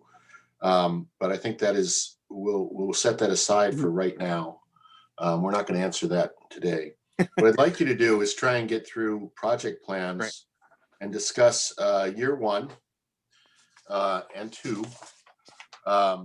And then when we get to the series B, you know, we're probably going to be about out of time. So what I'd like board members to do is understand if there's something very specifically they want brought up sooner, we should be prepared to say, okay, I'd also like you to concentrate on, you know, something that here was listed for years out. Mr. Walton. I just want to clarify my last point, and I won't belabor, but just so I don't surprise staff in future board meetings, you know, I'm fine with the process proposed, whether it's consent or action, because, you know, things move around based on any board members, you know, feelings or questions. I understand that, but I think the important thing I would like to see, so that I don't surprise people on a last minute question, is any significant project, you know, not the doorknob replacements, but, you know, pools, stadiums, new buildings, all that. You know, for me, design construction comes along with a maintenance plan. So I would like to see those in the memos and presentations in the future. And I would like staff to, you know, consider all options when it comes, whether it's sinking fund or advertising or sponsorship, of how to offset the ongoing costs as part of the plan, not just we're going to fix it or we're going to build it, but what are the long-term financial implications and how are we going to better maintain it into the future? So that's all I'll be asking for in the future. Okay. Ralph, do you have that listed? You make a note of that particular question. I think that's going to have to be addressed between you and Matt and Song very quickly then. Yeah, at least understand the question. Yes, understood the question. I think it's again, some of that we'll have to ferret out as we move forward. Yes. It's just going to be, again, it's going to be hard necessarily to track that down for every piece, but it may be that some of the answer is general fund until we can get more specific. I'm sure it'll be different for every project. I don't think there'll be a universal answer to any of that. Board, are we in agreement with Mr. Walton's question there? I'll just go around. Brian? Yep, good. Carolyn? Yeah. Okay. Christy? Yes, thank you. Okay, thank you all. I have 2, John, that's your hand. Song, go ahead. To piggyback to Trustee Walton's comment, I think we have in a way started, because now it's more defined, projects. If you recall, we started building up the capital project fund and also deferred maintenance. So if you remember the last couple of presentations, we said deferred maintenance, because of this Measure D, we try not to spend money there, but we start slowly building it up. So now we can probably, we can expand from there. So just want to make that comment. Thank you very much. Mr. Kelly, we come back to you on projects plan. Okay, let me go through this really fast because there's a couple things I want to highlight. So year 1, you know, we have some painting in there. We have some of the PAC stage improvements. My focus was to kind of try to obviously look at all of our needs, but then put some projects in there that we know that are needs, but do address, you know, classroom issues or other things that the public can see that we're doing things with. One of that was the foods classroom. This was a project that came about within the last couple months.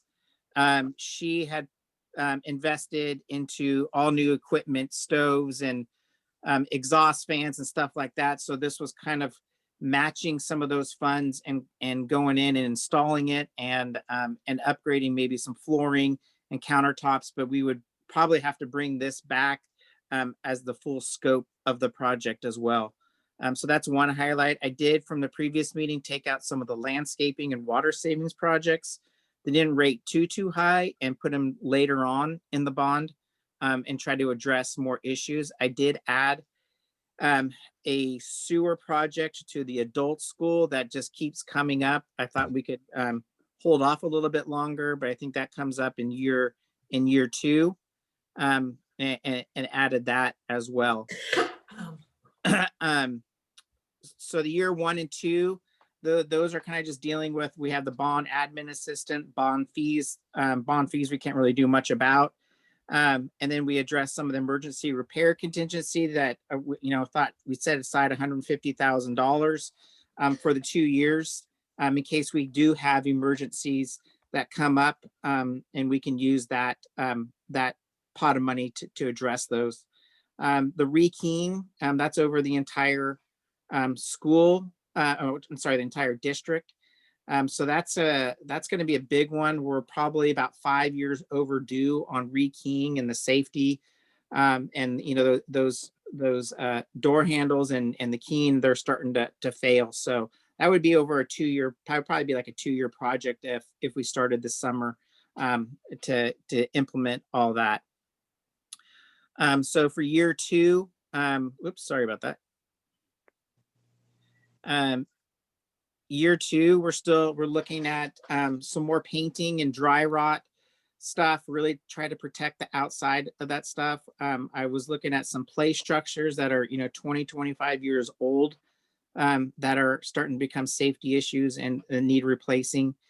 And then the big one here to discuss is David Avenue and where we want to go with that. That's probably our highest need site right now as far as roofs and the phone system there. That's for the A wing, not for the charter. But the painting, the driveway, the playground structure, those are all things that the charter does. The sewer line replacement would be something that we would have to do even if we chose not to move ahead on the older section of where the charter school is, because that affects the A building where community high school is. So that's a sewer line replacement that we need to take care of in the next year or 2. As you go down, I just want to take a quick highlight as you look at some of these other things and how we impact the classroom.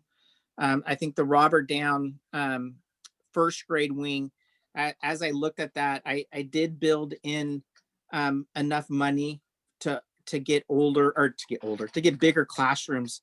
So if you want to look at reconfiguration, that would be a project that we would look at as a trigger for reconfiguration, because you would replace those first grade classrooms with bigger classrooms and be able to do kindergarten size and have those kindergarten size rooms according to what the state says we need to have.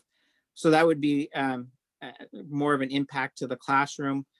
Other things that we may want to look at that are not necessarily on here, but we could take as far as flooring and other upgrades is, as we come out of COVID and the huge problem of counseling, do we have a site? And I would look at maybe the middle school wood shop or the boneyard at the adult school that we can use these funds so we can focus on more counseling either in the evenings or just have a place to go where we're looking at the mental health of our community coming out of the pandemic, and we could dedicate some of these funds as far as maintenance to upgrade those facilities. So I don't want to take any more time. Maybe go from here on years 1 and 2. Okay. So in this case, I am going to go around the board, and then there are 3 members of the general public that, if they'd like to, speak up at any time, please raise your hand. I guess the thing that I'm seeing that is I would like to elevate, and just generally, is if at any time you have a roof leak and we have the funds to decide we're going to make that is not a year 2 priority. That is not a year 3. That is a fix. And that's one of the problems of the Performing Arts Center right now is that has had a constant roof leak. And part of it is, of course, we don't know where the hell it is, but. No, we found it. Oh, congratulations. Thank you for that big storm that came in. We did find it. Okay. Maybe the wrong way. Gutters are the same thing, right? When you need to put gutters on eaves and rafters, if they are just down, that should be moved up. It's certainly it's a student concern. It's an immediate student concern when it rains. Now, for the other 9 months, it's not a concern at all. However, I see that maybe some of that should be pushed up a little bit closer to the front, and address, one is address what the staff actually presented to us. And if that means we have to float some other stuff, phone replacement, intercom replacement, if these systems aren't working, obviously they are at the top. Right. So we move forward. And to me, the same with the ground mower. If it's simply not working, it's not working. So with that, I will continue on, and I'm just going to go around the board. Christy. Yeah, I would just say, since Biden is talking about the getting the K through 8 back as soon as possible, I don't know if visually all sites, the HVAC, to put that at the top of the list to make sure that our kids are safe upon return. I mean, it's there anyway. I'm just saying a visual, instead of starting with the middle school, I'd start with all sites, and that's going to be safer. Thank you. That's it. Brian. I don't have anything specific. I appreciate all the detail. It is not my area of expertise at all. I'm glad to see that, I mean, I can go to any one of these sites and you can walk around and see all the myriad things that need to be done. I am very happy to see that we're addressing David Avenue. I wonder, and it's a discussion for a later time, if as we improve that site, if there's a way to actually increase some of the money that we're getting, but again, we don't need to talk about that now. I know we're running out of time, so I will shut up for now. Thank you. Carolyn. I support what John Paff was saying about leaky roofs, outdated gutters. Definitely, those items push them up. And let's see. Let's make sure. This is my comment. Let's make sure we do really clear communication about any projects that could be kind of misconstrued as like, or sorry, I should say not misconstrued. The ones that were really low from the staff and from the community for getting fixed. If we're going to do any of those as a higher priority, I think we really should focus on communicating why. Let's see, the foods classroom, Director Kelly, did you say that's going to move to a further series down? No, I had that on the year 1 under the high school. Okay, so you're going to keep that there. Okay, thank you. I just wanted to make sure that that's a permanent program, that we're going to keep that program around before we invest in it. And then my comment on year 2 series A on David Avenue. And I hope this, I don't know, I hesitate to say this because I don't want to sound like I'm only harping on resources for kids who qualify for special ed or for our socioeconomically disadvantaged kids, but we've got a preschool up at David Avenue that has a David Avenue facing entrance for both the state preschool as well as the special ed preschool. None of our other preschools in our district have forward facing entrances to streets that don't have fencing around them. So if we can look at putting a fence, one of those that kind of automatically closes for these really young and really vulnerable kids. I would just be happy if we could look at that as a priority at some point for the bond. And that's all. So, John, I'm going to go to you in a second. Carolyn, the 3 CTE programs that we're running now include foods. And unless there's some significant change at the state level, and unless the board decides suddenly otherwise that we don't want to keep them, our goal has been very consistently to try and promote CTE as a program, so that unless we as a board say otherwise, we're going to keep that going. John Walton. Okay.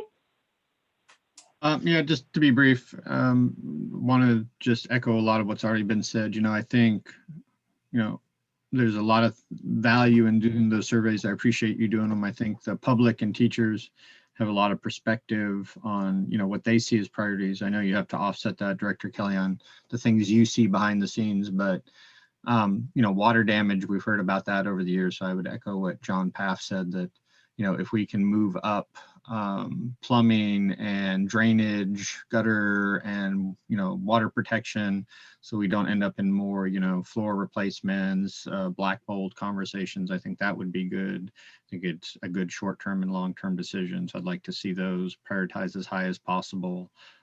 Similarly, with other things, with COVID, we want to get everybody back into the classroom as soon as possible, but obviously there's a lot of teacher, administration, and parent-student concerns.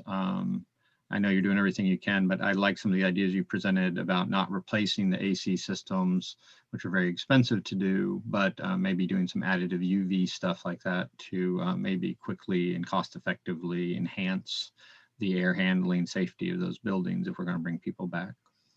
Okay. Thank you, John. It is 5 minutes till. Wow. We are ready to go. Actually, there are 3 members of the public, and they have sat through 4 hours here. And Beth, Jennifer, Katrina, if you have anything, now is the time to raise your hand. Otherwise, we're going to close at 1. One thing, Trustee Walton, that I plan on bringing back, at least hopefully this next board meeting, is I've categorized each of these projects to some of the questions that we asked, so we can start looking at like how many or what we're doing and what categories we're doing it to compare it to the results of the survey too. Right. Like Sounds a bar good. chart type thing. Okay, Mr. Kelly, thank you for putting this together. This will be iterative. We understand that. And certainly I want to emphasize that because we said go out and find a price for rain gutters on K, F, and G wings, doesn't mean we necessarily would approve all of them simultaneously. So these will come back to the board, and essentially if a tree falls on E wing, guess what we're going to do first? We may have to reprioritize as things come up. So this isn't a carte blanche even for contracts right now. Board, anything else from us? I would love Sarah's email. I can send that to you. Thank you, sir. I'll send you Lozano Smith's email. Ralph, anything from you? No, sir. I think really appreciate the time that the board's taken today to have this discussion. It helps us as administration immensely, kind of setting our goals and where we need to head to. And just a special thanks again to Director Kelly for the work that he put together on this presentation. This is a lot of effort, and I really appreciate his expertise in all of this. So thank you, Director Kelly, for your work too. It was so nice doing it in the morning with everybody fresh. And Sarah, this is the second time you've facilitated, and I think you're wonderful hearing and balancing with such meaty stuff. So thank you so much for being with us today. Thank you, Sarah. Thank you, Christy. Song, anything? That's a head shake, no. No, I'm good. Thank you, the board again. Thank you, Matt? Matt, for presenting that. Yeah. Thank you, Song. Thank you for being here. Matt? No, good. Thank you. Thank you for We're having ready me. to go. Okay, with that, it is 12:59. Board, I know it's a Saturday and we cover a lot, and I truly want to thank you for getting up and being here and trying to work through, on a Saturday morning. I think we're going to have a lot to digest, and it's not going to get any less complicated in the near term. So thank you all very much. We are adjourned. Happy weekend.